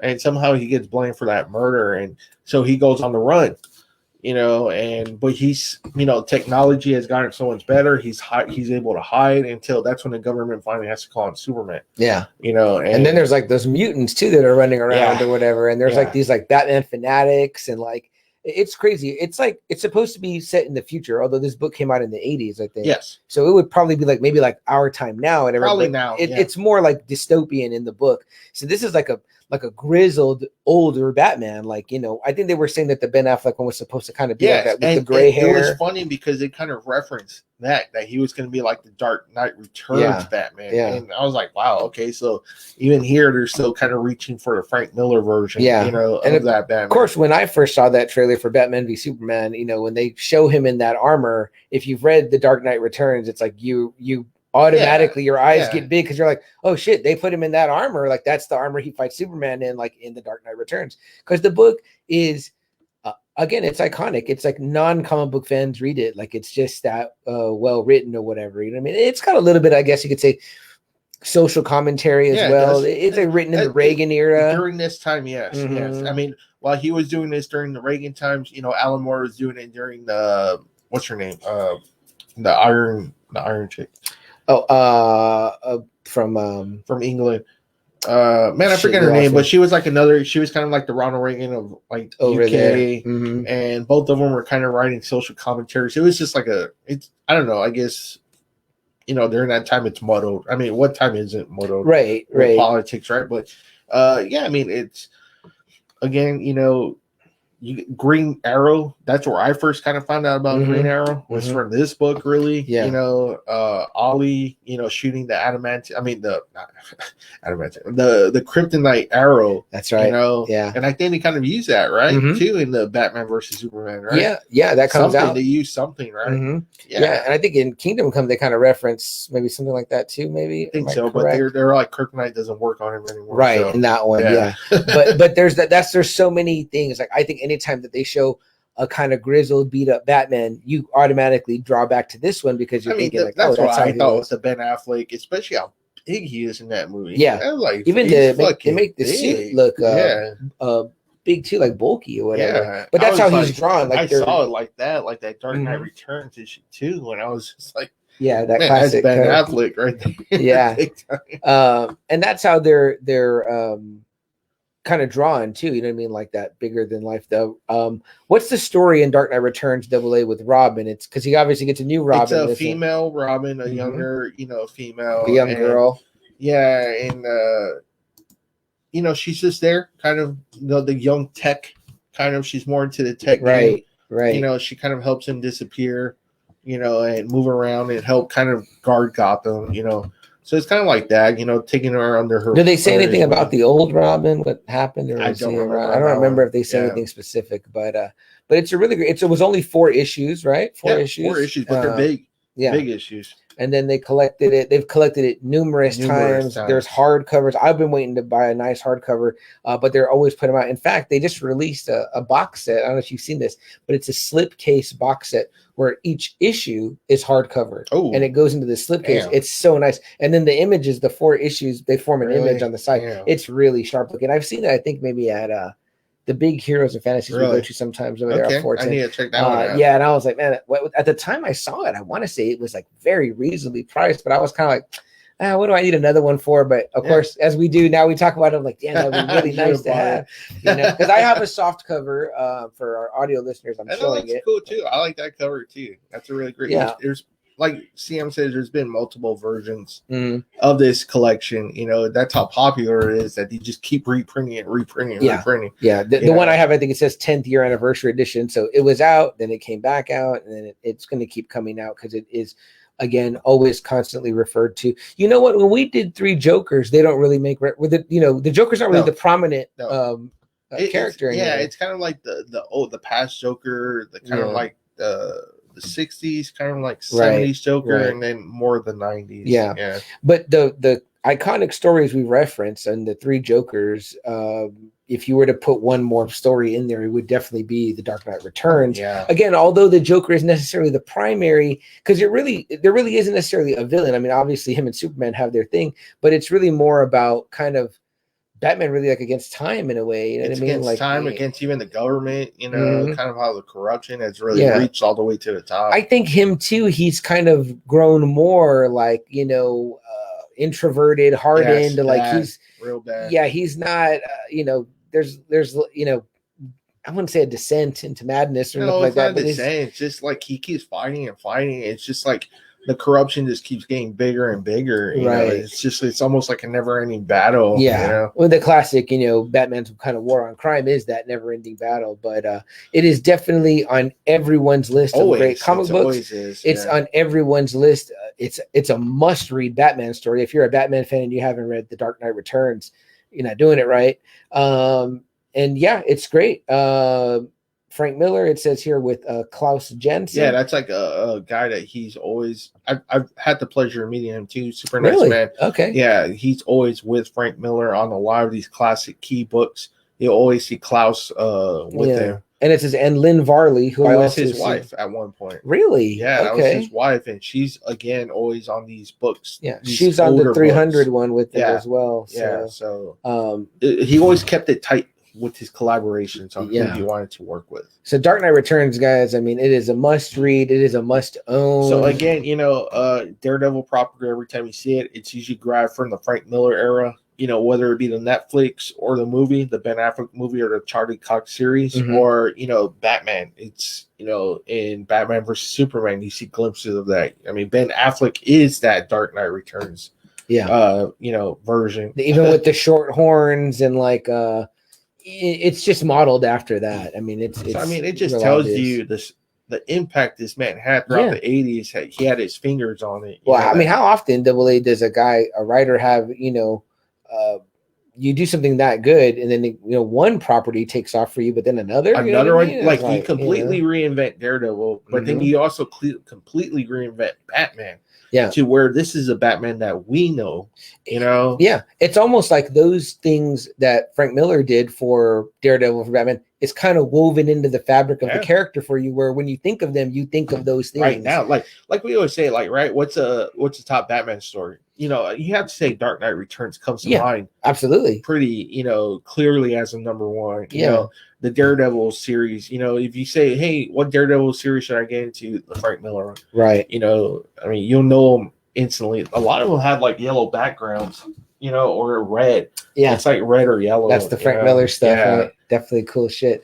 Guys, we're fastly approaching what will be our second break because I fucked up the first one. So maybe I'll put the commercial in here. Once again, I'll do like I did last episode where I will make a space for me to put the commercial in. Guys, but what are your thoughts on Frank Miller? Do you know Frank Miller? Have you seen any of the movies that we're talking about? Like Sin City, obviously, Batman v Superman. Those are not necessarily his movies. Past conversations, I would say they have. And they probably didn't even know these were from the Frank Miller mind, and that's where they draw on. But have you read the stuff that the material where the source material, like the Dark Knight Returns, 300, Sin City, and that's just to name a few. I mean, Batman, year one, and again, when you talk Sin City, there's a big volume that we can talk about. We could do a whole show on a single book of Sin City collected. But in the meantime, guys, we're going to take a super quick break. We'll be right back. And of course, if you're joining us live, we're not going to go anywhere. We'll be right here with you hanging out on Facebook Live after this. All right, guys, looks like some comments were rolling in from those of you that were hanging in there with us. So let's take a look at those. Double A, if you'll loan me your eyes. Okay, I think we need to go up a little bit. Go up. Okay, right there, about right there. All right, then. Joe says your favorite superhero stories were very likely written by Frank Miller. Mm-hmm. Man Without Fear is probably one of my favorites. Rich says, oh wow, did not know that. So he was solely the creator for these characters. Why aren't the writers giving more credit? Well, like I said, he didn't create Daredevil, but it's almost like Claremont, right? With X-Men. Mm-hmm. Whenever you think X-Men, you don't think Stan Lee, Jack Kirby, you think Chris Claremont. Yeah. Right. Batman, obviously he didn't create him, but he made Batman to what he is today. Definitely. It's kind of one of those things, Rich, where someone does such a large amount of work on a character or such an influential amount of work that you're like, they do deserve some of the credit for, you know what I mean? Like the suit that you see Ben Affleck wearing in Batman v Superman is ripped right out of the pages of what Frank Miller, did. That's his creation in The Dark Knight almost, Returns. Right? Again, he did not create Batman, but that suit comes from that. Yeah. Even the idea of him and Superman kind of clashing is kind of like that idea was born from Frank Miller. You know what I mean? So, but again, he created the character Elektra. super hot character. Would we say the Hand? Did he create the Hand as well? The Hand Stick. The Hand Stick, those characters from Elektra on her own is always so popular on her own. Yeah. And then everyone kind of knows the kind of famous story, like, you know, how much Laird and Eastman, who created the Ninja Turtles, they loved Daredevil so much, the Frank Miller Daredevil. That's why Daredevil, the ninjas are called the Hand, but in Ninja Turtles are called the Foot. You know what I mean? Is that that's their little play on it. And the supposed inside is that I think they wanted the Ninja Turtles to be like in the Marvel universe, but for whatever reason, I guess maybe Marvel didn't bite. But like supposedly the ooze that blinds Matt Murdock and turns him blind, you know, gives him the Daredevil powers. That's right. There's that connection. Yeah. It's supposed to be like when it fell into the sewer, that's what got on the turtles and turned them into the Teenage Mutant Ninja Turtles. So and even if it didn't work out that way, that's a very neat piece of lore where they loved, again, his influence. He influenced these guys to make those iconic characters. You know, that's why they're ninjas and that's why they're trained in, you know, martial arts, you know what I mean? So pretty cool. Joe says freaking Frodo was in Sin City too. Yeah, that's Kevin. That's right. Yeah. Kevin. He was a pretty good Kevin. Yes, he was. Rich says I really like the Daredevil series on Netflix. Yes, great series. Rich, did you watch all 3 seasons? Because I'm behind. I need to watch one more. Rich says Kingpin was just an awesome bad guy. They created him with just brute power. Would you consider him a legitimate bad guy like the Joker? Yeah. Kingpin, yeah.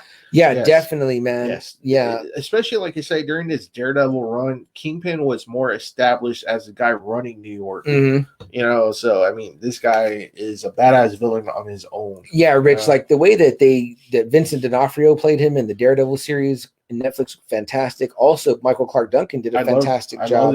And that's the thing. In the movie. In the comic books, he's always drawn as like this kind of like really big guy, right? So people just assume he's like a big fat guy, right?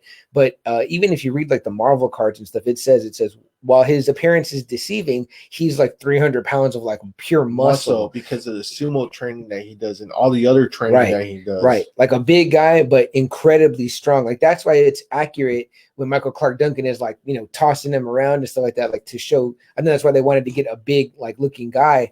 And Vincent D'Onofrio, obviously a big tall guy too, and it works better in that scenario because Charlie Cox is small. So it's like when he's like fucking way bigger than him, that's how it would be, you know. So yeah, man, I think that Kingpin for that again, the New York underbelly part is a fantastic, legitimate villain. Great. And that story they give him in the Daredevil series in the show, I don't know how accurate that is to the comic, but him and the wife Vanessa, yes, like, Vanessa, you know, where he is kind of a family man, you know what I mean? So it's like he loves Vanessa, dearly, like you know, with to the point of a murderous type of love, you know. He will. Yeah. So that's what makes him even more lethal. So definitely not insane like the Joker, but definitely this guy's smart.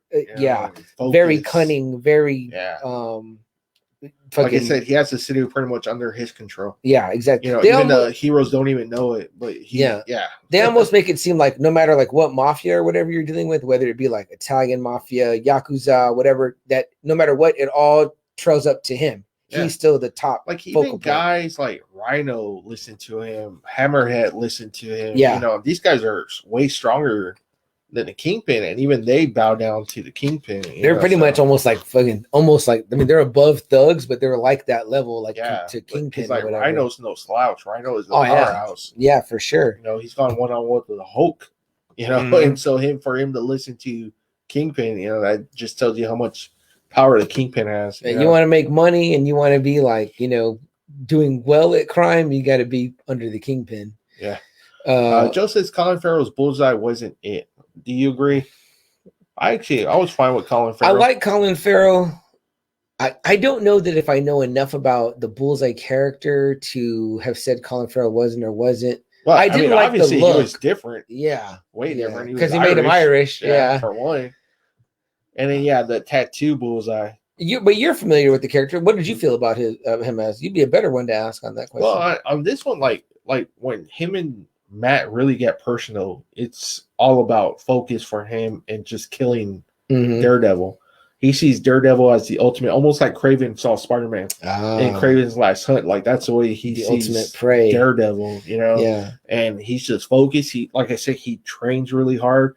He is Daredevil's match. You know, I mean, it's just those two guys just hate each other. I'll agree so with you much. on this much, Joe. I don't think that it was so much Colin Farrell or even his performance as it was that script was written badly. And it's corny. It's corny when he's catching the glass and doing it. The toothpick thing is corny. The paperclip thing is, they make him like a, he didn't feel like a top, like assassin. no, right? they make him like a parody of himself. You know what I mean? Yeah. So it's like, they should have done a better job. I'm trying to think what it would have been, what maybe would have been a better way to go. I like Colin Farrell though as Bullseye. Yeah, I think he could, reprise the role, and if they did some type of multiverse thing, and you give him a different, maybe a slightly different look. I mean, the whole not having the Bullseye style costume is okay, but they're really great now about modernizing the costumes. Yeah. I mean, you can make him look like a badass. Yeah, and I don't know what an assassin would wear, tactical gear or some shit like that or whatever, and some type of just mask. You know what I mean? Like it could be a fucking like a robber wears or whatever. But like you said, if you ever read like the Frank Miller run, Bullseye's not a guy to fuck with though. Yeah, no, for sure. I think in the Frank Miller comics also is where he's running around a lot with like kind of just in the black, right? So that's a huge part of the Daredevil series. Season 1 is that Daredevil doesn't get the Daredevil costume until the very, very end. He's running around in just that black stocking cap. I saw that. You know what I mean? And that's very, very badass. It helps you kind of root it in reality. So what else we got in there? Rich says, why isn't Daredevil more known in the Marvel universe compared to Wolverine or the Avengers? I honestly think it's because Marvel didn't get a hold of him first. But do you see the excitement though when they did announce that Charlie Cox might be in the Spider-Man movie? I mean, man, there was like a lot of buzz. There's like people are really happy. That Daredevil Matt Murdock is going to be in the Spider-Man movie. I would say too, Rich, is probably because Daredevil is kind of one of these guys where if you rank him in power, it's like he doesn't have super strength or super speed. No. His abilities are like he can see at night. He can read regular print with his fingers, like someone would read. His Braille. senses are heightened. Yeah, so he can hear things like Bullseye. He knows when Bullseye's about to try and throw something at him. Yeah, he can dodge. He can hear it in the air. It's like sonar. You know what I mean? So it's like I mean, you've seen the show, Rich. So you're obviously and the way he just moves around the city. He just moves around so effortlessly. I mean, he's just a really badass character. The athleticism and all then, that. He's a lawyer too. That's really cool too. That's a really cool thing. Yeah. So, and he's also got that other side of things too, where it's kind of like things aren't always easy for Matt Murdock. You know what I mean? He's the law firm isn't like always flourishing. He's not necessarily particularly rich. I mean, I think he tries to help people. He does pro bono work, and he's got his partner Foggy or whatever. They also show a lot of that in the show as well. There's like, hey, it's not everything is always sunshine and rainbows from Matt Murdock. So once again, you have the classic Marvel formula of a guy that's not it's not rich Bruce Wayne, where it's like, oh, well, if I want something, I'm just going to buy it. You know what I mean? Better tech, better gear, better whatever. It's like he's really relying on his senses. But to kind of answer your question, if you were going to ask me why he wasn't more known, is maybe because he's just not on that power level, and he's also not really like affiliated with like a team. I think too, like Rich maybe is like, Daredevil's like so badass. Why is Hawkeye bigger than? Why is Black Widow bigger than? When they probably shouldn't be. Daredevil should probably be at least bigger than. Because more people will probably know Hawkeye more now than Daredevil would, which is stupid to even think about.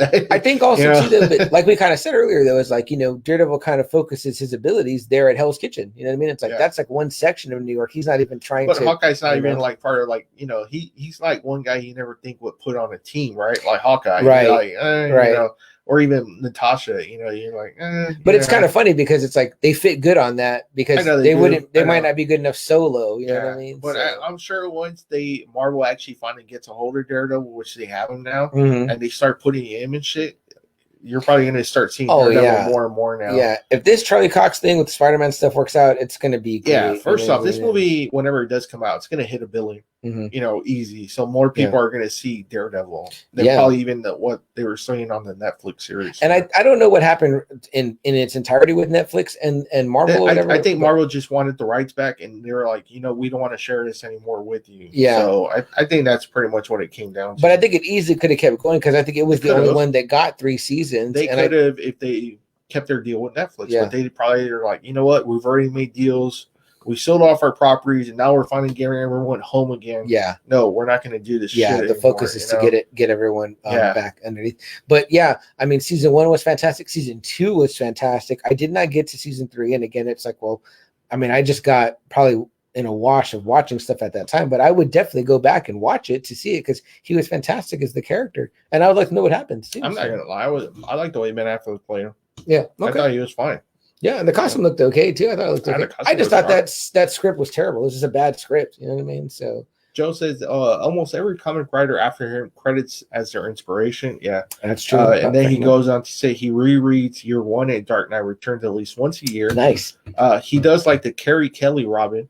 Okay, that's the Dark Knight Robin. Yeah, that's right. He liked the fat bat emblem. Yeah, that was neat. Again, another Ben Affleck's bat. That big bat is kind of like the Dark Knight bat. Joe says Carrie Kelly he saves, I believe. Then she comes back and helps him and gets in the Batmobile. He makes a good soldier out of her. That's right. That's her tale, how she ends up being a Robin. Reagan sends soups after Batman. That's right. Yeah, I think specifically is Ronald Reagan is the president at that time. Rich says, who created the Joker character? I know there are different versions of him. Which do you like? So it's Bill Finger and Bob Kane. Bob Kane. Mm-hmm. They created the Joker, and my favorite version. That's hard to say. Yeah, that's hard to say for me too. I guess I do like the '60s kind of version. I kind of like the Death in the Family Robin and the Killing Joke. That's funny because that's one that came most to my mind too. With like the long pronounced chin. Well, just how he is though, just the personality. Too, yeah, and the Killing Joke. Joker. Yeah, that's more like I guess we'd say like the anarchist type one. Would you agree with that? Yeah. That's like the anarchist. Yeah, because I mean, you got the Batman the Animated Series version. Mm-hmm. Oh, that one's fantastic. And then like you said, you have like the '60s. The comedian one kind of. So. So I would say I'm going to agree with Double A. I like that version too. Maybe like I guess we'd say like '80s Joker-ish. That's kind of around the time he was there, but like with the longer chin, kind of the pinstripe pants, like kind of like that, almost like what the Super Friends one looked like, that version of the Joker almost. So that's a pretty cool one to me. I definitely like that Joe says, hell, the whole fight in Batman versus Superman is ripped from there. Yeah, pretty much. Yeah. Rich says, I see now. Thanks for the clarification on that. If it gets confusing between the writers and what to create to the actual creator of the character. Yeah, I mean, sometimes it doesn't even have to be the creator. It's just like other writers that become so ingrained in that character. Like I said, Chris Claremont, we've said it before, is so Wolverine. Like we feel like he is the guy that made Wolverine and the X-Men.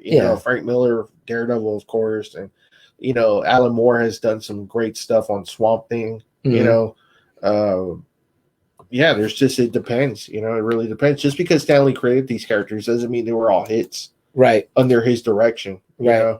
I'm going to bring us back into the recording. We'll still read the last of the comments, but just so that we can keep the ball rolling here with you guys. But definitely good stuff, guys. Keep the comments coming in. We're going to talk a little bit more about Frank Miller here and some specifics and some of our favorite stories and things like that. Thanks for hanging out, guys. The comments were getting so good. I wanted to bring us back on so that we could finish reading them out here. We just had Rich ask us about we were kind of clarifying, so between sometimes when a character is created by someone else, but really the bulk is even the Silver Surfer with Stan, right? We kind of established that Stan didn't really create the Silver Surfer. However, he wrote so much of it and kind of created and stopped other people from writing him. That's like Stan's book, right? When you think Silver Surfer, you think Stan Lee.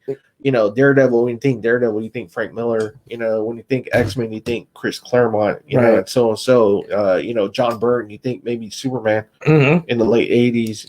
I think of Dan Jurgens too. Dan Jurgens too. That's a good one too. But the people that really put a lot in the personality and kind of the iconic things of the character. And I was going to say one more, Walter Simonson for Thor. That whole run with Thor, the him turning into a frog and all that stuff. That's Walter Simonson. But this last guy that did a run on it when it was like when Thor came back, when Asgard was over Oklahoma, that guy did a good. I think that was Dan Jurgens. Was it? Yeah, okay. It was Dan Jurgens. Yeah, I mean that was a really good run on that piece of Thor as well. Joe says. Look at the Spider-Verse Kingpin. That's him. Yeah, pretty much. That's a great version of him. Just kind of the lower head and the big old hulking body. And then Joe says, very good comparison with the Kraven and Spider-Man with, Bullseye and and Daredevil. Just seeing Daredevil as the ultimate kill. Definitely. And then Jason says, "What's going on this weekend? Is this the show this weekend?" Oh yes, it is the show this weekend, Jason, at the Shrine Auditorium. If you can get out to the Shrine Auditorium, it's more Jason. of a card show, but they are going to have some comics there, and Rick will be out there too. Yeah, Rick of Rick's Comic Crypt will be out there, and who knows? You never know. You might run into and Mario. Rick always out has there. good comics. Yeah, Rick always has really good comics. So. Really great comics, and Mario will be on the hunt sometimes, so he might catch Mario out there sometimes too, and he gets some stuff. But Double A, let's get a little bit more into what we're talking about tonight. Frank Miller, we're calling him the comic noir king. After that one, his next kind of classic story with Batman is the Year One. Which, if you read it again, it's a 4-issue series. Batman Begins kind of rips that story into making Batman Begins, the movie with Christian Bale. So again, we get two different kind of Batman properties, but pretty much from the same source. Yeah, the Frank Miller stuff. And you're talking about, again, a list of definitive Batman stories. Yeah. You probably put The Dark Knight Returns and Year One in there. Year One, the cover of the first issue is so iconic. It's Bruce as a kid, with his two parents that were just been murdered. Yeah. Side by side of him. That's like an iconic cover, an iconic moment, but also an iconic cover. And it really establishes kind of the mob that was running Gotham too. Is it Falcone? I believe so. And Carmine Falcone. And then you get Gordon. Gordon kind of enters the picture too. Not yet commissioner, right? Not yet commissioner, but Gotham City Police, again, is something kind of you'll see in Frank Miller stuff, a very corrupt system in Gotham. Yeah. He works with a partner that takes bribes, that collects for the mob, so yeah. And I remember at the time, it was probably like in the time between, like, I guess the Clooney Batman and before we got Christian Bale, there was all this talk about what was the next Batman story going to be, and everybody was like, "Oh, they got to do Year One. They got to do Year One." Like, that's how much it was talked about, is that people really were clamoring for that particular story or whatever. And then, like you said, look, we get Batman Begins, which obviously borrows heavily from it. And I loved it because it was finally an origin story on Batman. You just hadn't got that in so many of these Batman movies that we had gotten. We had never really gotten an actual Batman story. Right. It was always Joker, Catwoman, Penguin, Two-Face, Riddler, Mr. Freeze and Ivy and Bane. It was like, golly, So when this finally came on, they kind of focused on Bruce Wayne, the character, and becoming Batman. Man, that was awesome. It was like, finally, we got like one good Batman origin story. Yeah, because I don't think the animated series ever even touched on that. He was already established. Yeah, he was already like a badass too. At this point, so it's kind of neat to see, like, well, where did he get that training? How did he get so good? What was like the first suits like and things like that. And that's what's kind of cool too. It kind of shows like his fuck ups a little bit. In Year One, like getting hurt a lot and kind of improvising as it went on and on. Getting better armor and because he kind of goes out too, like with just all black. Okay, right. I think he does. I think he goes out like all in black at one point, just like how Charlie Cox kind of looks. That's pretty badass. Pretty badass. So and kind of learning the ropes. And again, it's cool. It's a cool parallel. While he's like getting better and better, Gordon's over here trying to, his personal life is hell, and the professional is just full of corrupt cops. Then he kind of has an affair, which I thought that was kind of like, wow, interesting. He has an affair with his partner, which he kind of ends. Yeah, because he has his wife is pregnant with Barbara, with his son actually. Oh, okay. Yeah, so it's kind of like golly, and they kind of threaten him that if he exposes the cops, somebody's actually been taking pictures of him and his partner. So it's kind of like, damn, So and Gordon's in there deep, man. It's bad for Gordon. It's like really bad. He's trying to be a straight arrow, but golly. I mean, right there already, it sounds such like an intriguing story. It's a really good Gordon story too, man. You really feel for Commissioner Gordon, and he even says too, which is really cool in the book. He goes, I can probably figure it out who Batman is, but I'm not going to. Right. I'm like, that's not a priority. It's not a priority. That's cool. I like that. But he's like, I can probably figure out who it is just with the tech, just all this stuff. He's like, it has to be a rich guy. Yeah, so, there's a lot of threads there if you really want to pull on one. That's pretty cool that they kind of established that too, that if you really wanted to, he could tell who Batman is. Yeah, and that gives Gordon too a little bit more like flesh on the bones, because you don't want it being like, oh man, this guy's a fucking cop and he hasn't figured it out yet. Like it makes him feel, it can make the character feel inept. You know what I mean? And so even like the life too, like even in Batman Begins, when he show his home, it's not like a pretty home. He lives kind of like in a shitty area too. Oh really? Well, remember Gordon in Batman Begins? Yeah, that's right. That's right. Yeah, you're kind of pulling from that too. So like even the way he looks, Gary Oldman was like pretty perfect too for that role too. Definitely, man. As iconic Gordon. As Gordon. Yeah. So I mean, the cops are after him in this series before Gordon gains control, and Batman pretty much becomes his ally. But at this time, he's a vigilante, and the cops are trying to chase him down. And there is kind of a scene that he does here that kind of is in the movie too with the bats. When he turns on that.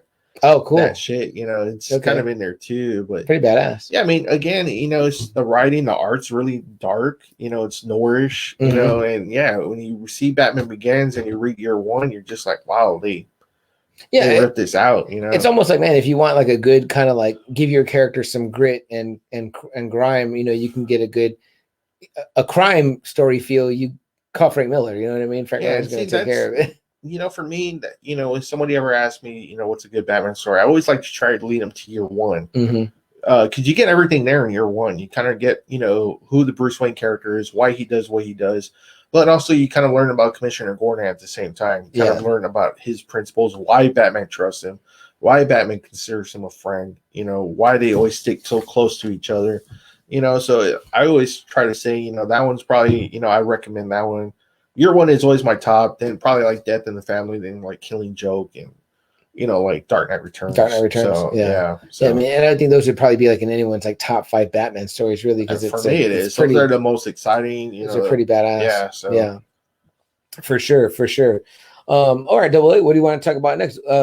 We should talk. You want to speak to that Wolverine run? Yeah, man. Before we get into that was kind of like so Wolverine had been taking off already, so they were like, okay, Marvel kind of it's like, okay, let's see where Wolverine can go for us. So they do a 4-issue miniseries. It's his first solo adventure, and it's written by Chris Claremont, art done by Frank Miller. Super clean art. It's his travels in Japan. Which it kind of it just basically gives everything that about Wolverine. It's what makes him.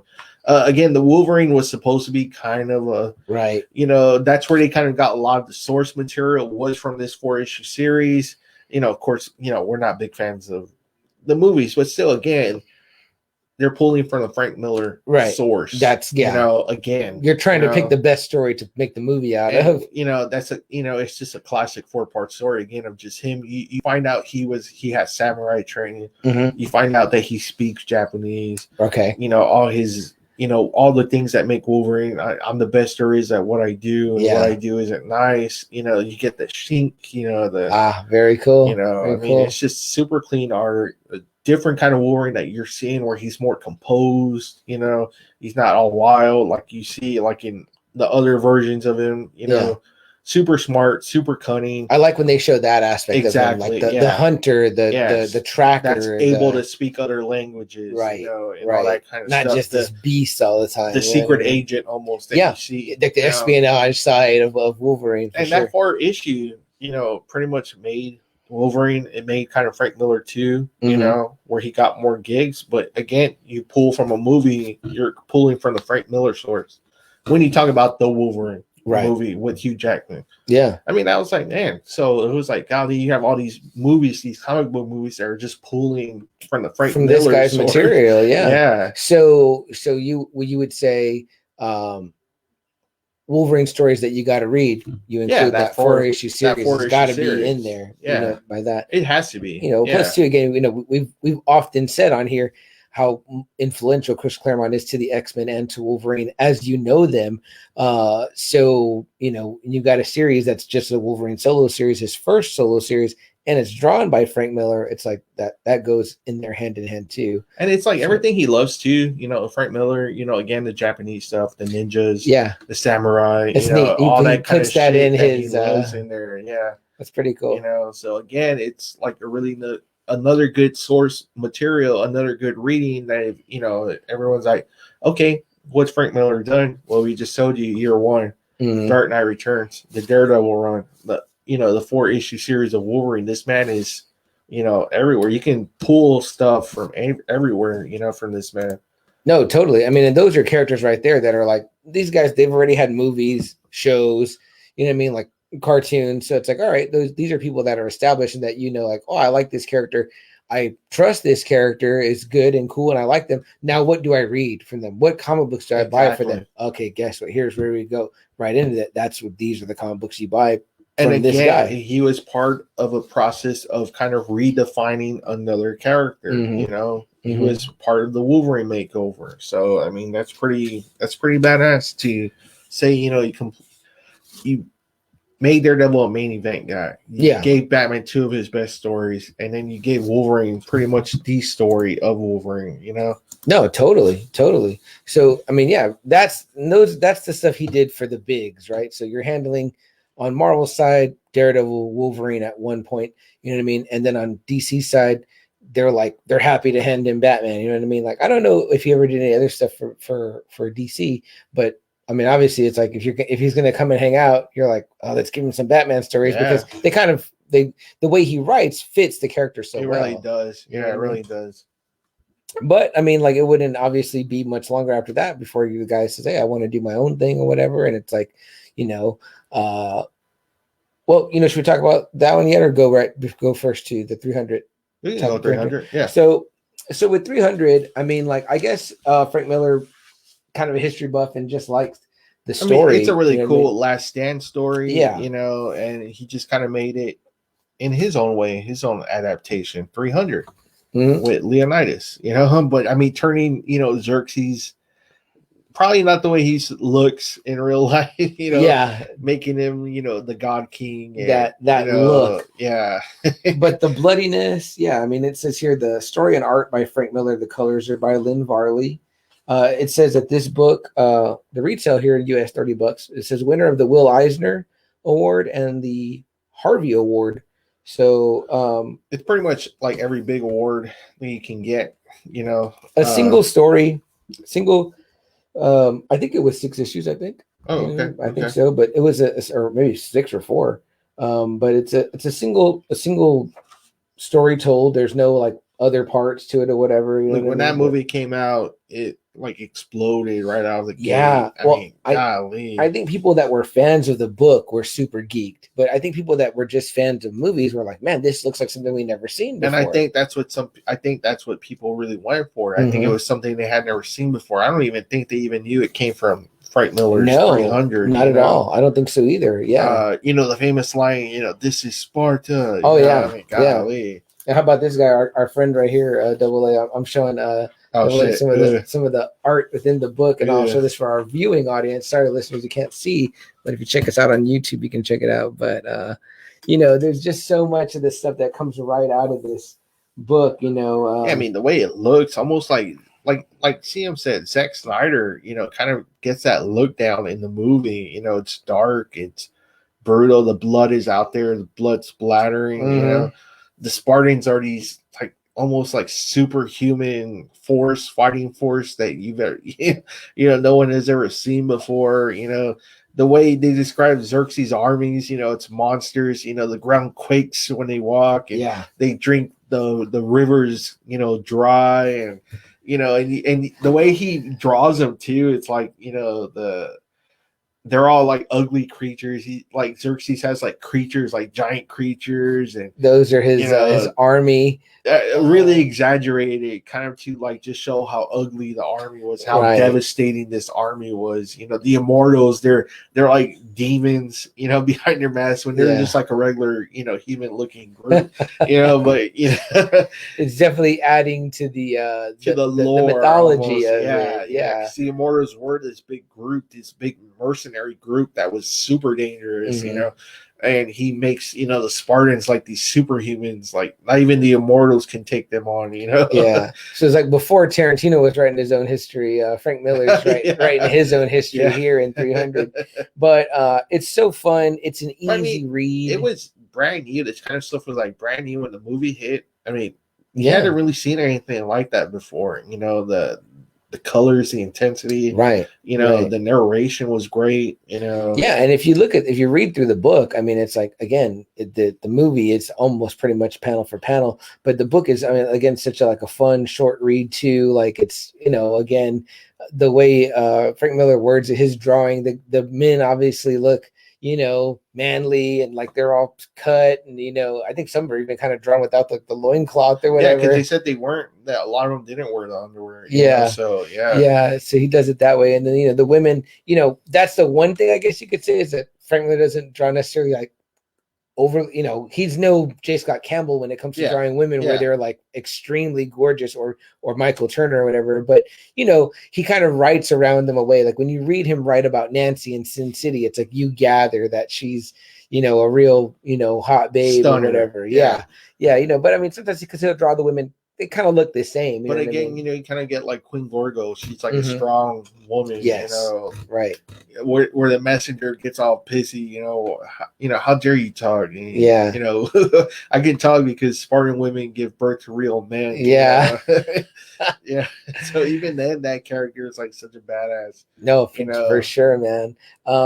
No, but yeah, I mean, like 300 again. Like I said, it's just one that's fun. You know, action-packed movie, and you know, it is based on real events. It was the last stand to try to get all the Greek islands to unite to stop this overwhelming army of conquering everyone. You know, and kind of putting it into senates. You know, freedoms. You know, just this guy that wanted to take over the whole world. You know? Yeah, I mean, no, I mean, it's a great story. I would love to see fucking Frank Miller do like an Alamo story or something like that, or whatever. I don't know if he's ever tackled like westerns or whatever, but this one is so fucking cool.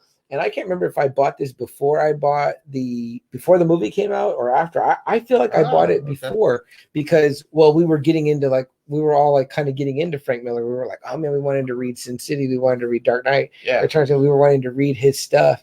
And so it was like, I think I might have picked it up maybe slightly before. I maybe already knew the movie was going to come out, but I was like, I want to read it. You know what I mean? So I can have that background before I see the movie or whatever. But were you surprised how the movie came out after you read it? Definitely, because I think that was my first like being like, wow, they did a really true adaptation. Like damn, like Zack Snyder was like it didn't need no storyboards, right? It was just like, okay, I want here, use this. Everybody's gonna get a copy. You know what I mean? It's gonna look just like this. I mean, yeah, right down to the way the helmets are styled, everything, right? Everything. He did a really great job. That was also kind of, you know, if you're a fan of the movie, our introduction to Gerard Butler, right? Like he wasn't really nowhere. Yeah, and super badass. Everyone wanted him to be in everything after that. So you know, you can't go wrong with 300. But again, right? It's like, you know, you get this whole other blockbuster. It kind of changes because, you know, you kind of start having movies. It was kind of like when Gladiator came out. Remember, then every other movie kind of started coming out, or after Braveheart. You know, this was kind of like the same way. When after 300 came, everyone tried making those kind of pieces, and it just didn't flow. It just didn't, you know, these are always hit and miss, but it didn't have the same as that, because I know they even did do a sequel to it, I think, and that one's good too. Is it really? I actually like that one a lot too. I have not seen Eva it. Green comes out in that movie too. She's great. You know, super hot. And I know one of the big things about it as far as a movie goes is that it was like all green screen. Yeah, of course. Like there's no they're not on set anywhere. They're all like I'm in sure it's hard. I mean, but you know, you can say the same thing for Star Wars, the prequel. Sure. You know, I mean, man, most of that shit is all CGI. All CGI, you know? Right? Yeah. But, you know, again, you know, like how is it, you know, it just tells you about the man, his writing, his style, that, you know, someone in Hollywood was like, man, let's grab a hold of this 300 property, you know, in this genre that's not really a hit all the time. You know, these period pieces are, you get one every so often. Yeah, and not only that, but you're taking a lot of liberties as well. So and you're doing it with, you know, Gerard Butler as your lead, who you said again is not really known. You know, Michael Fassbender is not really known. No, not at all. And he's in like a kind of a side role. You know, the only one that was known, I forget his name, is the one from Lord of the Rings, the one who does the narration, the one who's talking. Yeah. You know, I mean, golly, you just really had a cast of almost nobodies, but then this movie pops out and it's thrown at you on trailers so much. Man, it made I think 80 million, 90 million, which was crazy at that time still. It wasn't like the way it is now. I mean, that amount of money that came out that weekend Mm-hmm. was fucking insane. And I can remember, I think I was going to San Antonio College at the time, whatever. And I can remember people kind of like that, knew that I liked movies. We were in a lot of those same classes, but I knew that it was a Frank Miller comic already. Again, I think I might have owned this one by that time, but they were super hyped to see it without knowing any of the background. So there's like, man, that I've been seeing the previews for that movie. It looks badass, whatever. You know what I mean? Like, I can even remember ladies I worked with, like older ladies, were like, "Oh, that looks good." I think they were kind of thinking of terms of like, Ben-Hur and those type of gladiator movies. Yeah. So they were looking to something like that, whatever. But obviously, it had an entirely different look. And again, you got to ask yourself, that's exactly where Zack Snyder gets it from, is right from the mind of Frank Miller, which is the art of Frank Miller. Again, amazing. It's just super amazing that someone was like, "Hey, let's do this." Frank Miller, he's solid. Mm-hmm. They've been able to get all these other movies from his sources.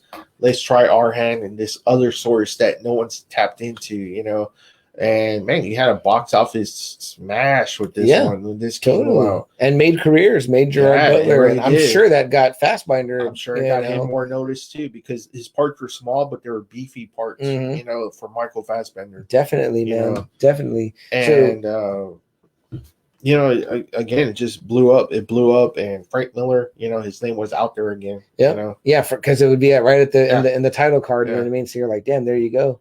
But yeah, I love 300, guys. You can't go wrong with it. Check it out. It's a nice hardcover. It fits in my bookcase. Like, it's like a longer, wider book or whatever. But it's cool. And even that image just super fucking cool. The classic Spartan helmet image. You know what I mean? Look like he's ready to go to war already. Totally, man. Totally. So that's a fantastic one. But yeah, man, I think we're ready to talk probably AA about I wouldn't say the bulk of his work, but like, well, you know what? This was finally his creation, and he did, go on for a few years with this whole his own universe. Finally, and man, what a universe it was! For sure, sure. I fell in love with it. It was at the point where, again, we had been reading so much, and it was kind of like we're running out, right? Mm-hmm. Like for me, at least, I was like, okay, I've read Ghost Rider, read Punisher, Thor, Hulk, Spider-Man. I read just about every Marvel hero that I wanted to read. Yeah, I've read everything DC that I wanted to read. I was like, what else is out there? And I was like, you know what? Let me go back to Frank Miller stuff. Mm-hmm. I keep hearing again from the Wizards. I keep hearing about this Sin City. Yeah, and I was like, all right, let me go give it a chance. We were going to this comic book store that had an abundance of Sin City stuff. And we went. I just bought a whole bunch of them. I wanted to read it. I wanted to know who this Marv character was. Yeah, because Marv was always the one that was always being singled out. And this book, at first it was just called Sin City, and then somewhere along the way it got the title, The Hard Goodbye. Yeah, and man, I was hooked. I read that one quick. It was super fun to read. It was super quick to read. The action is all there. This big hulking brute, this 7-foot giant, wakes up and finds himself next to a dead prostitute. Right away you're just like, whoa, what the fuck's going on here? Sounds like all my weekends in my 20s. Hopefully not. No, yeah, I was never so lucky. And then the cops come right away. He gets framed for murder, and it just leads to this whole big old web, this whole big corruption. Again, something that he's really famous for, corruption. Yeah, totally. And with this anti-hero that, it's just, he's focused like on justice in a way. Marv is, always wants to make sure everything's good, right, with his friends, so yeah, he goes on this, it's just, this prostitute heard something, overheard something that could bring down a powerful family in the Sin City universe, and they kill her. And they're framing Marv because they're thinking, this guy will get arrested. It'll be the end of it. Yeah, he's a bar guy, a fighter, a brawler. Nobody will miss this dude. No. Nobody will fucking miss this dude. Well, they underestimate the one guy they shouldn't have, because this dude's like a natural born fighter. He was born in the wrong era, like Dwight says. Yeah, like Dwight says it best. He would have been better off in the gladiator era. They would have been throwing women like Nancy at him, And slowly, in his own ways, he starts uncovering the mystery of what happened to Goldie. What the hell happened? Yeah. Why did this terrified girl want to spend the night with this guy? himself, Marv. Why did she want to spend the night with him? Who was she so afraid of that she came to him for protection that night? Yeah. And he's self-described as like, this kind of hideous guy. He's 7 foot. And he's flat top. Yeah. Just scars all over from fighting and, like shit. I feel like his whole face looks like how like what's the wrestler cat that's got the gross middle of his forehead from all the cuts? Oh Jesus, like Bruiser Brody. That's like how like Marv's whole face probably looks. You know what I mean? Like being in just numerous fights. He kind of even says like, oh, the only way I'm going to get a girl because they're so scared of me is to pay. You know what I mean? Hey, and even then, that's like even like a hard thing to come by. Yeah.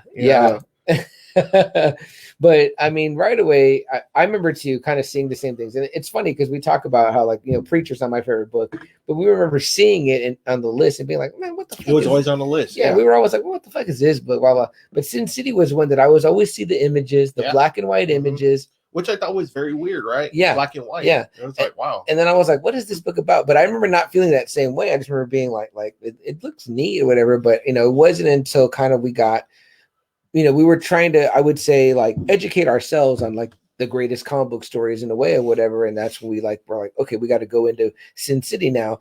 And again, it was always like, Watchmen, Dark Knight Returns. And then like way in the back, it'd be like Sin City, but that first volume, with Marv. And it was just like, that's like another one we haven't touched.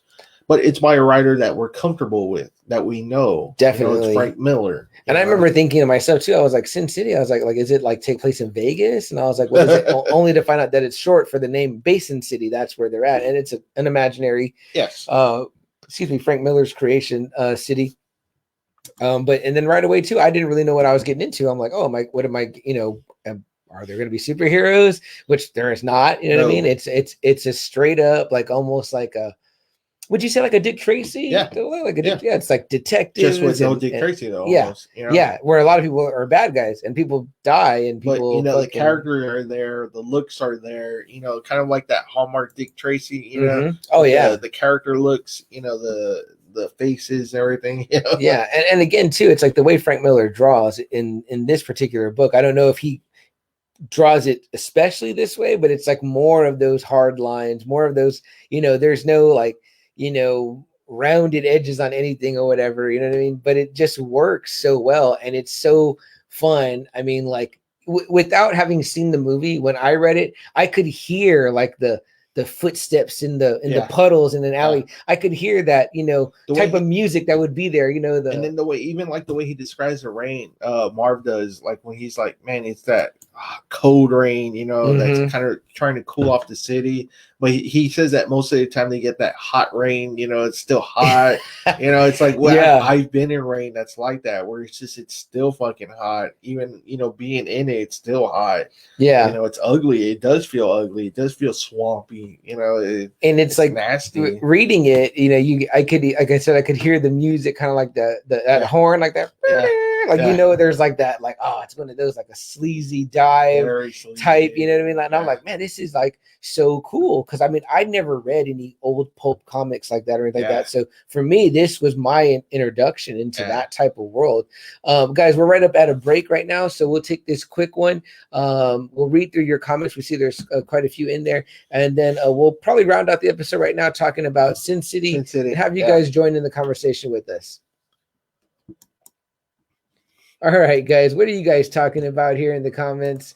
Those of you that are hanging out with us still, I appreciate you. Let me see if I can go up a little bit here. We'll let that audio, I don't know why my thing is stuck in there. Go down. Let me see here. How about that? A little bit more. The last thing I had seen there was Jason. Okay, right there. What's going Joe on? Joe goes, Gordon fucks up that one dirty cop. The dinner scene in year one is the best. Joe says, I like the Wolverine. Okay. All right. There was parts. I mean, there's parts in all those that are kind of okay. He goes, I read somewhere he filled in some Spider-Man. He did dabble in Spider-Man. I have that comic right there. Oh, nice. Yeah. It was his first work on Daredevil. Oh, okay, cool. Right, oh, okay. okay. It's under the Spider-Man title. Yeah, man, badass. Yeah. Man, I want Frank Miller to write an Alamo story. Great minds think alike. Do that. There you go, Joe. Jason says, "Good night, bro. I have a doctor's appointment in the morning. I hope everything goes. Hope good everything for you, goes Jason. well, I'm glad Jason. you're able to join us tonight. Yeah, man. Appreciate you being here. Let me see here. Joe says, Zack Snyder was still fairly new. Yeah, I feel like it was like maybe his first big movie, 300. If it wasn't, big budget, maybe. Yeah, I know he did Dawn of the Dead. Oh, okay, that's right. That's right. That's where I knew him from. I think I read too that he comes from the world of music videos. Okay. So maybe he got Dawn of the Dead off of the music videos, and then maybe 300 was like the big one, you know. Joe says freaking 300 was everywhere. I mean, I still remember, and that was huge when it came out. You know? Carla Gugino is great in Sin City. Yeah, she's great. She's the one that gets her hand cut off, right? She's the doctor. His doctor. Yeah, she is. No, good shit, Joe. We appreciate you hanging in here with us too. Yeah, for real, right? Wouldn't that be awesome, man? I don't know. I don't know if he has interest in stuff anymore, but yeah. So I think that in this last block, we'll just keep the comments up. Yeah, that's fine. It might just be. We'll keep the comments going, guys. Continue to comment in. Let us know. Guys, what do you think? I mean, now you kind of a little bit surprised, maybe with all the stuff that all these movies that you've been watching that we've been talking about. Really kind of come from the one man, a source from one man, Yeah, and it's kind of neat to think. I mean, like for me, I would feel hugely honored. Like I'd be like, oh, good, solid career. Like I have an impactful run on Daredevil, an impactful run on Batman. And it's making millions of dollars, maybe sometimes billions for these companies, Yeah, and then I would say that I think that the thing that you want is to then say, okay, well now I want my own creation to be successful too. Because how many other people? Who can say that, right? Yeah, who can say that? They like do Chris their Claremont own creation. outside of the X-Men. They're just really X-Men, right? I think even Bendis, I know he has like powers, but it's not like. But he's still Ultimate Spider-Man, Daredevil, right? You know what I mean? Right. Yeah, I mean he's not really known for those particular characters. Yeah. I agree. Not only that, but nor have they really been turned into any type of property. I think there maybe was a series or something, but not like I couldn't name those characters exactly. You know what I mean? So there's that, but Jim Lee too, as big as he is, you just it's one thing when you kind of get you're not pulling properties from Jim Lee stuff, and normally it goes the other way, right? Like you start with your own property in your thing, then you get people to see what you do on that, like Brian K. Vaughan, what I mean, he gets picked up off of that to go do the other stuff or whatever. I think Matt Fraction too. It's like, okay, we love what you did on this, Sex Criminals or whatever, so we're gonna why don't you do X-Men or whatever, or Fantastic Four? Okay, great. You know what I mean? But it normally does it. That's how it goes. But for Frank Miller, it went the other way, where it was like he got on these bigger characters, made them good, and then was like, okay, now I'm going to take do my own thing. Like Tom McFarlane, I would still say that he's still more known for Venom than he is for Spawn. Wouldn't you say? I mean, well, yeah. I mean, that's definitely the bigger character. Yeah. So let's hit record here, Double A. All right, guys, thanks for hanging out with us during that quick brief of a blip. We're going to keep the comments rolling with you guys now. Probably, I think this might be our last block, right, Double A here? We rounded out here. Yeah. What did we get in the comments right here? Oh, and then Joe said, wait, what we had talked about the writer who created the Winter Soldier and that whole run. Ed Brubaker. That pretty much, he said, he didn't really make shit out of that. Right, right. And I'm on the fence about that one only because I heard what he said on Kevin Smith's podcast, and I mean, like it was not a good story. Like I was like, oh, that kind of sucks to hear. But at the same time, too, it's like he did get a cameo in the Winter Soldier or whatever. It is weird how there is certain writers, artists that do get a lot of money from these movies. Yeah, like I heard Rob Liefeld is fine. Yeah, with what he gets from Deadpool. Yeah, like he's good with it, but there's other guys that they're based on their stories, and it's kind of like godly, like have them walk the red carpet, sure, too. Sure. I think the writer is extremely important. These guys are making money off your stories. They're like, hey, you know what? This was a really great 6-part story. Let's do a whole series on that. That's kind of like, well, shit. Well, they named a fucking movie after the Winter Soldier or whatever. Yeah. But here's my thing too, Double A. What do you think when it comes to this? Because this is kind of where I feel like the water gets muddy, right? You have a guy like we'll go back to wrestling. I love CM Punk. You know what I mean? He had all those complaints or whatever about, that Triple time when he was going. Yeah. But I remember when Triple H came out with his rebuttal, it wasn't really a bad rebuttal. Like I was like, oh, that's actually pretty solid. He's like, what is this guy complaining about? He had the belt longer than anybody in modern times. We put him on the game. We did all this. He was kind of like, damn, like what else did he want? Like he's okay, like, but did he ever wrestle at main event at Mania? No, I know, but at that point, it's like, well, are you just adding on to a list of complaints? Like, don't make it sound like we didn't give you the keys to the kingdom if you didn't, you're just like, I don't know, because a lot of times if you look back on it, he's not the main event on a lot of the shit. Mm-hmm. Yeah, I mean, I can see that. For a guy that, you have to have an ego. You have to. Sure. You have the belt. This is supposed to say that I'm the best there is, and I should be going on last because no one can follow me. Yeah. And instead, no, you get Rock and Tina over the 2 WrestleManias that were, that you're supposed to be headlining over, like the belt's thrown in the back. Right. Right. Hey, no. That, and I definitely agree with that notion or whatever. But again, like I said, for me to be like, oh man, like kind of looking back and hearing what Triple H had said about that, I was like, well, he's not wrong. But then, okay, so that story about CM Punk, but there's also stories about Hogan wanting to stay on top. There's stories about Stone Cold not wanting to do certain jobs. Well, so yeah, this is what I mean too. Maybe like with the Ed Brubaker thing, it's like, and I know these people have handlers, lawyers, agents, whatever they do, or maybe they don't. So if you don't, then you got to fight for yourself, right? So at what point do you say, like, I famously went on my tirade about Dave Chappelle and like the whole thing, like kind of like after the fact, complaining about the contract or whatever, and it ended up working out in his favor. So it's like, that worked out. But it's like you got to be your own number one fan first. You know what I mean? You got to go to bat for yourself. If I tell you want 2 million and you're like, yeah, I'll take 2 million, then it's like, okay. Yeah, I would have paid you 10, but I'm like, you tell me you're going to only take this. These motherfuckers are in a business too. Like if this guy doesn't fight to walk the red carpet or say, hey, I want my name on there. And again, the main complaint he kind of said was just like, he was like he said, I made more money off the royalties from my appearance in the movie for a few seconds than I did off what I got for the thing. Yeah. Okay. Well, and again, I'm just playing devil's advocate. You know what I mean? as my PlayStation handle is, it's like, but it's like, what did you do? Did you fight for that? Did you say that or whatever? Like, it's like, you've got to put the value in yourself too and be like, nah, man, I don't like this deal or whatever. You know what I mean? It's like, it's a little bit playing hardball. Are they going to pull out or whatever? You know what I mean? It's like, that's kind of just like what I'm thinking. You know what I mean? It's like, I'm like, well, I mean, again, if they offer you only so much or only so many things and you say yes, then that's where they're going to leave it. They're not going to be like, like I said, these people that Dave Chappelle got the money out of, it's after he goes on air, says this shit, and everyone's like, man, fuck those companies, blah, blah, let's boycott them and all that. Now they're like, okay, oh, that was wrong. What happened to you? If that would never happen, they'd be like, fuck, we own the rights. We don't give a shit. Yeah, and they wouldn't. Yeah. So, I mean. Again, he used his position and his power, and I think maybe that's what Ed Brubaker did. He got on Kevin Smith's podcast. There's a lot of people listening to that, and he said this in front of the people that matter and care, the fans, because obviously here we are talking about it, and we're like, well, that was kind of fucked up or whatever, But again, at the same time, too, I don't think fucking, not much has happened. I don't think anyone's tweeting Kevin Feige like, "Oh, you fucking should pay Ed Brubaker or whatever." Now everyone loves Kevin Feige. Yeah, for sure.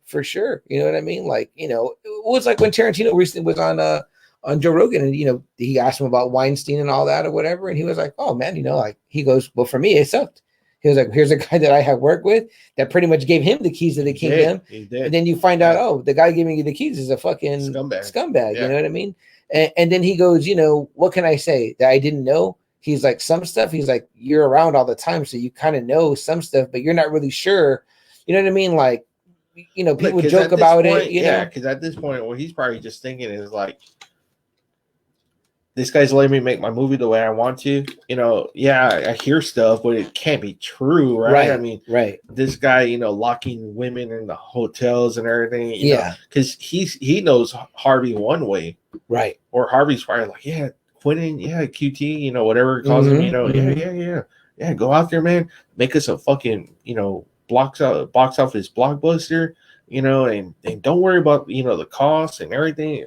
Tarantino's probably all right, cool. Yeah, because that's what he's there to do. Tarantino's like, I'm here to get my movie made. He's not here to gossip with the dude. Like, hey, man, where did you get laid? who did you get laid from this time?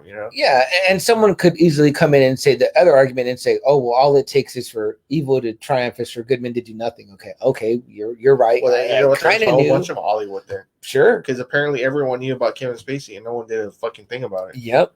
Well, not only that, but what about all the Corey's stories and the fucking numerous directors and whoever knows types? So, I mean, everyone knows that it's corrupt. That maybe Frank Miller is onto something here. No shit, right? A different kind of corruption. Yeah. So, Double A, give me the couple comments here we've got coming from Joe. Joey joining in with us. Appreciate that, Joe. He said you can see his influence throughout the comics. Mm-hmm. Then he does a little CM Punk chant. CM Punk.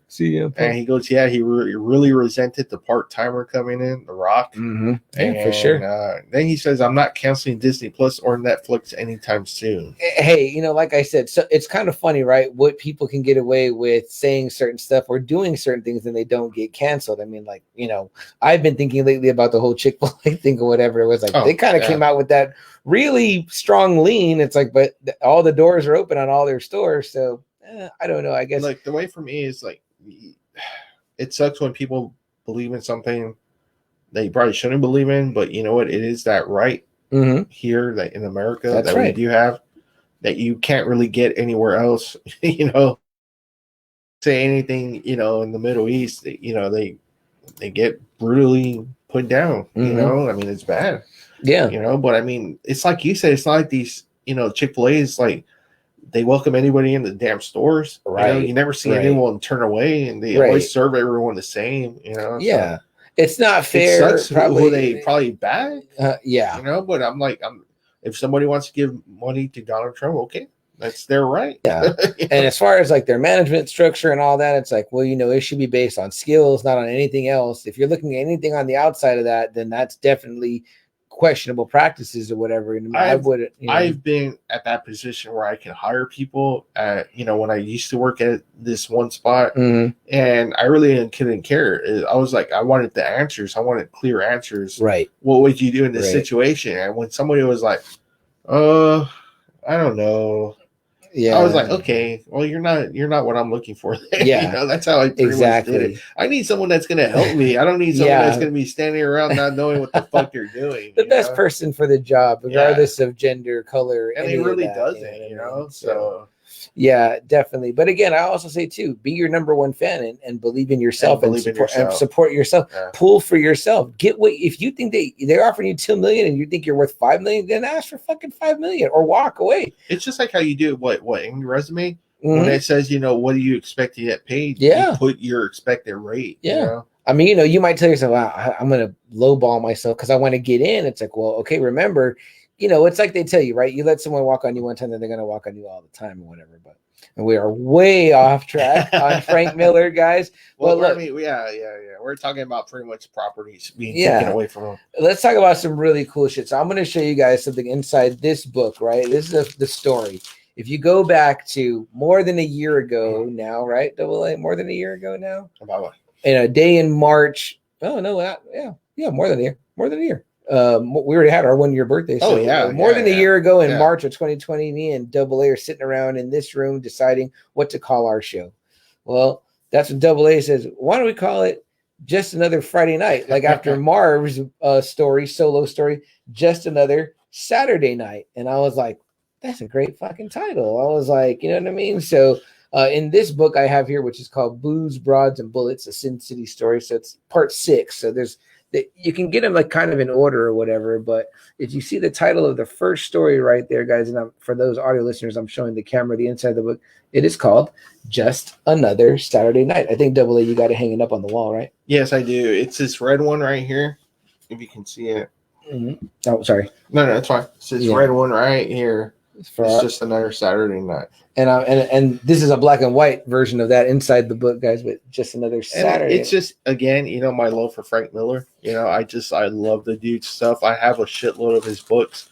And I was just like, man, I love that title because, for Marv, for him, a Saturday night is a brutal Saturday night. Yeah. And it's just another Saturday night for Marv, And I was just like, man, that'd be so cool, just another Friday night. And here we are. We talk the shit, and drink, and kind of just do what we were doing in our backyard. Just kind of, it was just another Friday night. We would always barbecue and drink and have a roundabout discussion about everything and anything.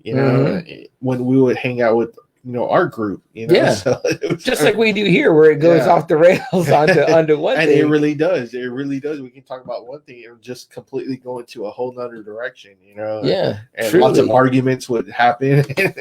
always. But it was just another Friday night. I mean, so from right there, we talk about him influencing all these films. The man's book title literally influenced the title of our show. Just Another Friday Night comes from Marv's solo story, Just Another Saturday Night. My favorite Sin City story was always That Yellow Bastard. Mine too. By leaps and bounds. Hardigan, the Hardigan story, the Nancy story, the twist. You know what I mean? Like you're like, oh shit, Probably my favorite character too, Hardigan. My favorite story. I always like Dwight a lot too. Dwight's good, but man, there was something about Hardigan. I thought you were a straight up Marv guy. I am. Love Marv. The Hardigan.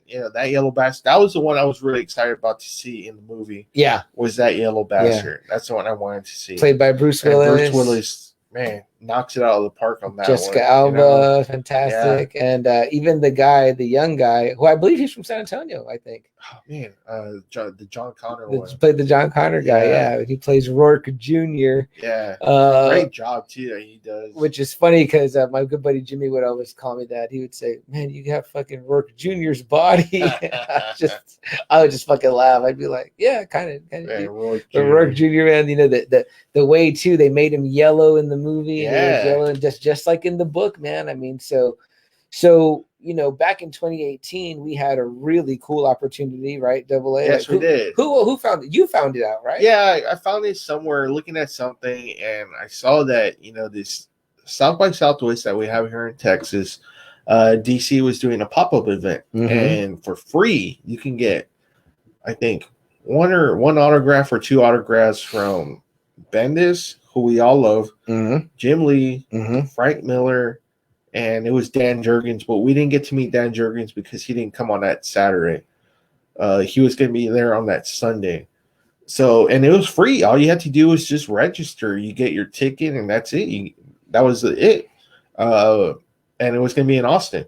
Yep. And I was like, I told CM and I told our buddy Albert, I was like, guys, we got to go. We got to go to Austin. Frank Miller usually charges a shitload of money for an autograph. Yeah. You have your chance to get it for free. Jim Lee charges a shitload. We can get him for free. Bendis is going to be there. We love fucking Bendis. He was just taking over on Superman too. Yeah, and we're huge fans. We both have that print. You can't really see it, but we both have that print right there. And I was just like, man, this is a once in a lifetime thing. It truly was. That these guys are going to be signing for free. I think Jim Lee, you can register twice, and he would sign 2 books.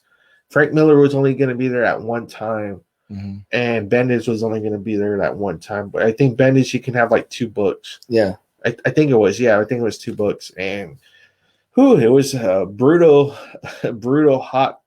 Texas day. Yeah, it was in April, I believe. I think South by Southwest is in April. And it sucked because the next weekend it was super cold. Yeah. Which would have been great. But this weekend was balls hot. We were out there hot. We were trying to get water. Your girl went, Jess, and I think she regretted the moment that we stepped out. It helped me get more shit signed. You know what I mean? But I think she regretted going. Yeah. And she's like, oh, this was. But what was she was like, this is what you guys do. This is like how hardcore you guys get. I was like, I don't want to be a part of this. I'm like, this is just the tip of the iceberg. And you know what? It was a cool pop up too, right? Double A, because they had some different Batmobiles out there. They had like the Batmobile with the one like the ribs, or whatever. They had the Superman statue. They had an Aquaman statue. Yeah, from Batman. From Man of Steel, where he's kind of like doing that pose. They had that stat out there, but yeah, guys, free. We got in line. It's not much of an autograph, but it's not. That's what kind of pisses you off sometimes. For our viewing audience, if you see this scribble down here in marker, that's Frank Miller's autograph on my copy of That Yellow Bastard. I also got him to sign, of course, The Dark Knight Returns. One of these my girlfriend was holding. That's why I probably have more than one autograph. And then, of course, I showed you guys earlier the 300 book, and he signed it right on the inside. There was something, right? It was like they would sign two, I think, right? But I think Jess was able to get that one signed, right? Yeah. I think that's how we were able to do it. That's how you were able to get 3 of his autographs. I think so. Oh, I think I just gave her some stuff, and I was just like, put it down, and she probably just handed everything to them. I think so, or something. But I think that's how CM was able to get that many, because I don't remember. I only got one Frank Miller. Oh, really? Signed. Yeah. What did you get signed? The Daredevil 181, where Elektra dies. Oh, very nice. That had always been a personal favorite. You signed it on the front? Yeah, it's right there. You can't really see it. That's how kind of sorry. Oh, I do see it. Yeah. So it's a unique signature for sure. It's very neat. It's very sloppy. It's very ugly. And we have this really funny story, So me and CM, we get our autographs. We get everything signed by what we want. Jim Lee and Frank Miller, and our buddy Albert is like right behind us. And what did he want? He wanted Frank Miller to sign his Batman, Superman, right? Yeah, he brought like a weird. I thought I had I don't have the books that AA has. And I don't think Albert did either. I think that was like the only kind of like Frank Miller thing he had, because it was like Frank Miller, Jim Lee. Yeah. They were collaborating on some book. But I had the benefit of having like my girlfriend there to get like a double my autographs, whatever, which is like, I should have let you use her to get some better shit signed AA. But anyway, Albert like kind of like leaves his comic, like leaves it right there for Frank Miller, just Frank Miller to sign, and he signs it, and then he's like, hey Jim, like I think the way he said it is like, hey Jim, look, he has this one by us, and he passes it to Jim Lee, and Jim Lee signs it, and that was like the one autograph from Jim Lee for Albert. And Albert was like super fucking pissed about it because he wanted Jim Lee to sign something else that he had. And we laughed for a good while. Yeah, because there's a great picture I have also too of Frank Miller, who was looking pretty old at that time. That's like 2-3 years ago now. But yeah, it's this picture of Frank Miller kind of like turned, and he's got like the hat on. He always wears a hat, and he's got this face where we just kept telling Albert like, man, there was going to be a crisis. Albert, it was a crisis on your Earth that day. Yeah, he was super pissed. Yeah, because he was like, man, I really wanted 1-1, but I was in my mind, I was like, why the fuck did you hand them a book that they're both on? They're sitting right next to each other. Like he passes it right to like Lee. You know what? I don't blame Frank Miller. That's what I would have done too. I'd have been like, oh, he must want us both on this. Which why wouldn't you, right? AA, like a book that they both worked on. I remember Jim Lee admired my my little versions of the Sin City did he? Books. Okay, I thought it was a 300. Yeah, because he said he hadn't seen these. He goes, oh, I haven't seen these. Oh, wow. And my nephew always admires them too, because the spine makes a picture. I have 2 different parts right here, but if you see the spines all together, I have them all together in my bookshelf. They make a picture. I think it's Nancy dancing, but he said he hadn't seen those before. They actually, what sucks about them is they were just like a Barnes and Noble one or something, because they have. Yeah, they were. I think they were. Well, no, I don't think it was his Barnes. They were going through that whole set. Yeah, they've got a sticker on there that says they're trying to capitalize on the movie, I believe. Now a major motion picture. Yeah. But you know what? It says on there in the back, $15. That's how it says. Yeah. So it's just $15. That's not bad. Yeah, and because they were that price, I was able to get the whole set, because I would never have got. You have all the individual issues, right? I have it except Hell and Back. Oh, okay. My version of Hell and Back is like those. But you don't own any trades, right? Just a Hard Goodbye and that Yellow Bastard. Oh, okay. I thought you owned all single issues. The rest of them are single issues, which is pretty badass too. And I've seen Big Bad Kill, Game to Kill. Those were single issues. Yeah. Then the one shots. Single issues. So. Now, did you talk to him at all? There wasn't like a lot of time to conversate, right? No, and I wish I could have. He's just kind of like, he signs in and just kind of gives it back. So it's not one of those, Because I've met him twice. I got to meet him twice, but again, it felt like kind of a rush. Yeah. So what was your second time meeting him? It was at the Alamo City Comic Con. Oh, really? I didn't realize he came to that. That's when I had that Dark Knight issue 4 signed by him and Klaus Janson over there. Oh, nice. Yeah, but man, his signature fucking blows. I'm like, Klaus? No, Frank Miller. Really? Klaus, he can actually read his name. Yeah. Now, what was that one charging? Because you got it for free. And that's why I told you guys to jump on this, because I paid about $100. Okay. Just for one autograph. Okay. And that's why I was It telling was you one guys, item you could that's take. it. Okay. If you wanted more, you had to upgrade to his other package. Oh shit. Okay. Which would only be like 2 autographs, and then the other one would be like 3 autographs. Because did you do Jim Lee at Fan Expo? No, right? I didn't. Well, we knew Mario did, right? Mario Delgado did. Now, see, Jim Lee has a better deal. It's like 120, but you get like 3 autographs and a picture. Okay, so that's pretty. That's cool. A good deal. You get 3 at least. Yeah. With Frank Miller, it was just like 1. That's why I was telling you and Albert. I was like, jump on it. Yeah. Because it's fucking free, and you end up getting 3 autographs out of it. So that's fucking cool. I wish I had some single issues that I got them on. That's cool. What you got? The 300, the Dark Knight Returns. I mean, that's great stuff. And again, they're for me, so it's not like. And that's what I'm saying. Yeah. So you got like Frank Miller's autograph on like 3 different, 3 different things. So that's fucking cool. Yeah. But shit, man, I love yours too. Those are some great individual issues to get signed. But the Sin City stuff is so great. The Big Fat Kill. It's about they accidentally kill a cop, and that was like the cops and Old Town had like this agreement. The cops kind of let the prostitutes kind of like run their show. Yeah.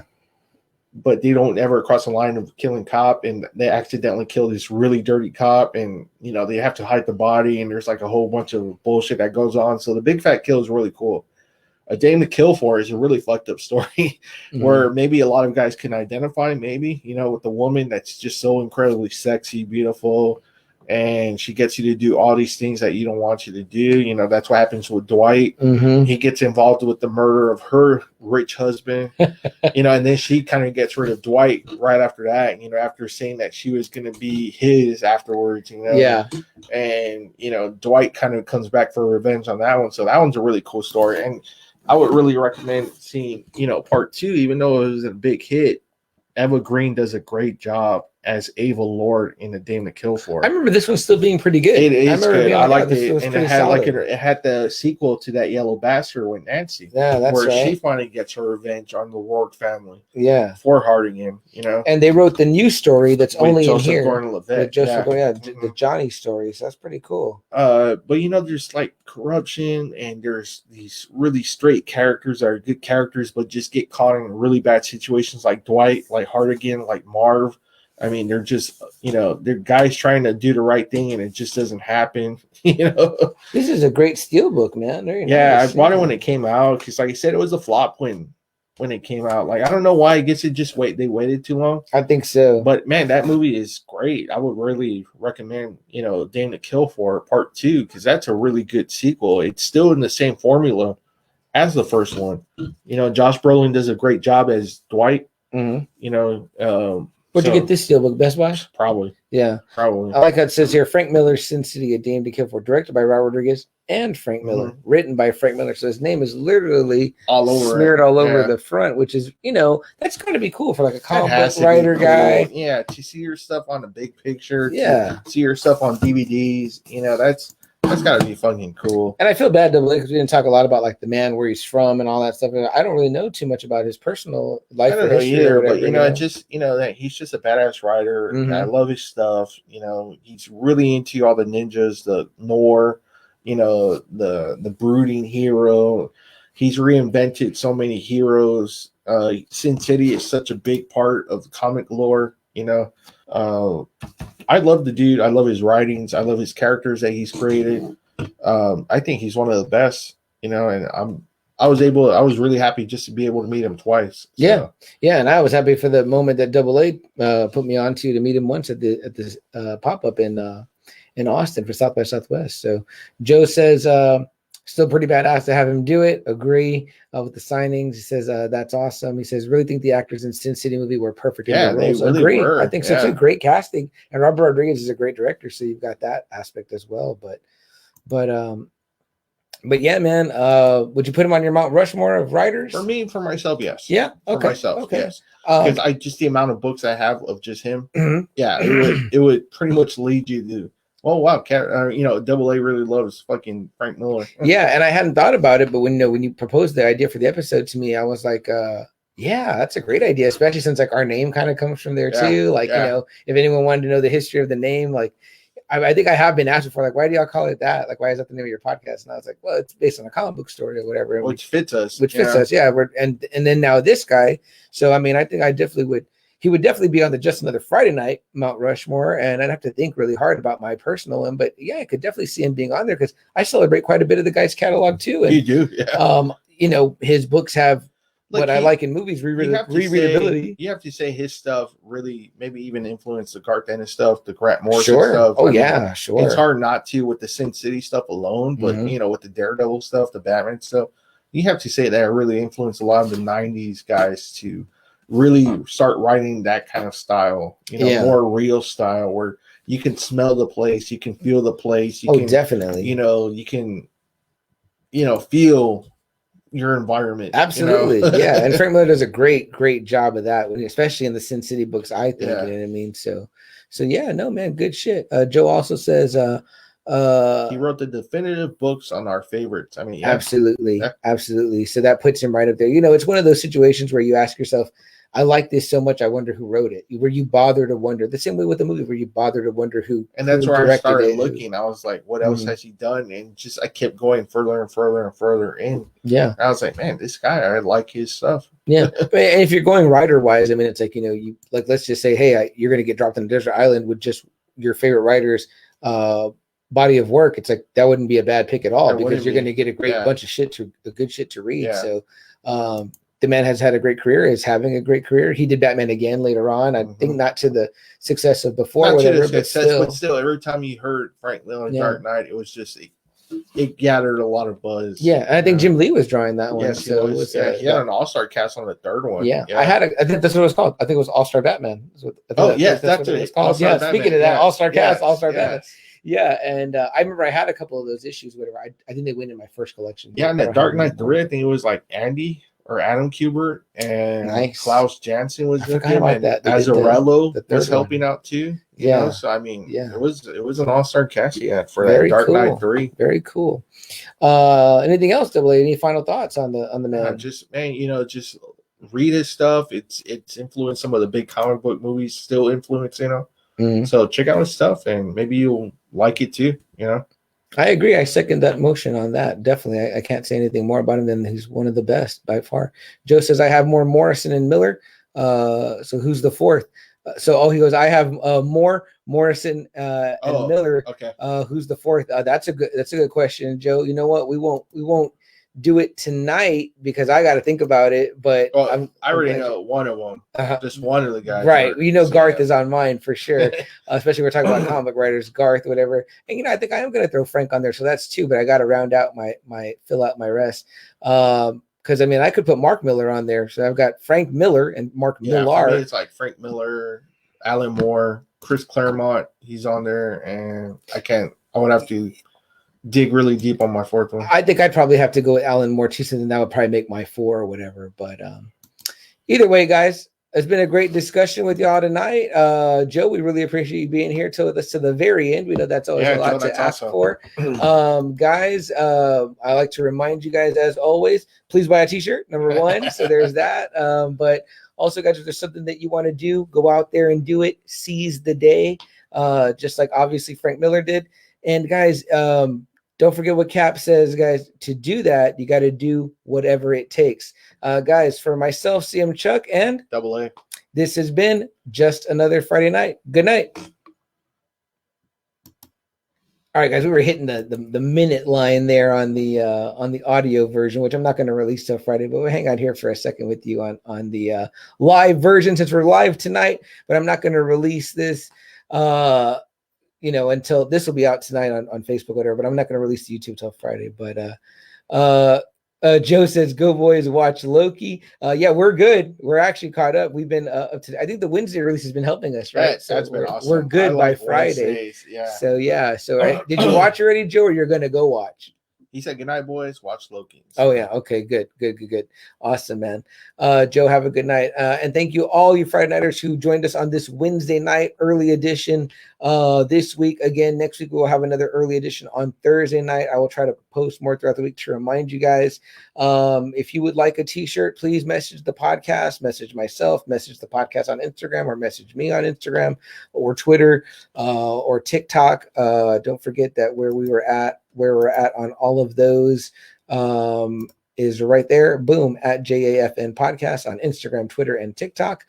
Subscribe, join us on all those. Subscribe to us on YouTube. I got to write that little note. Subscribe on YouTube.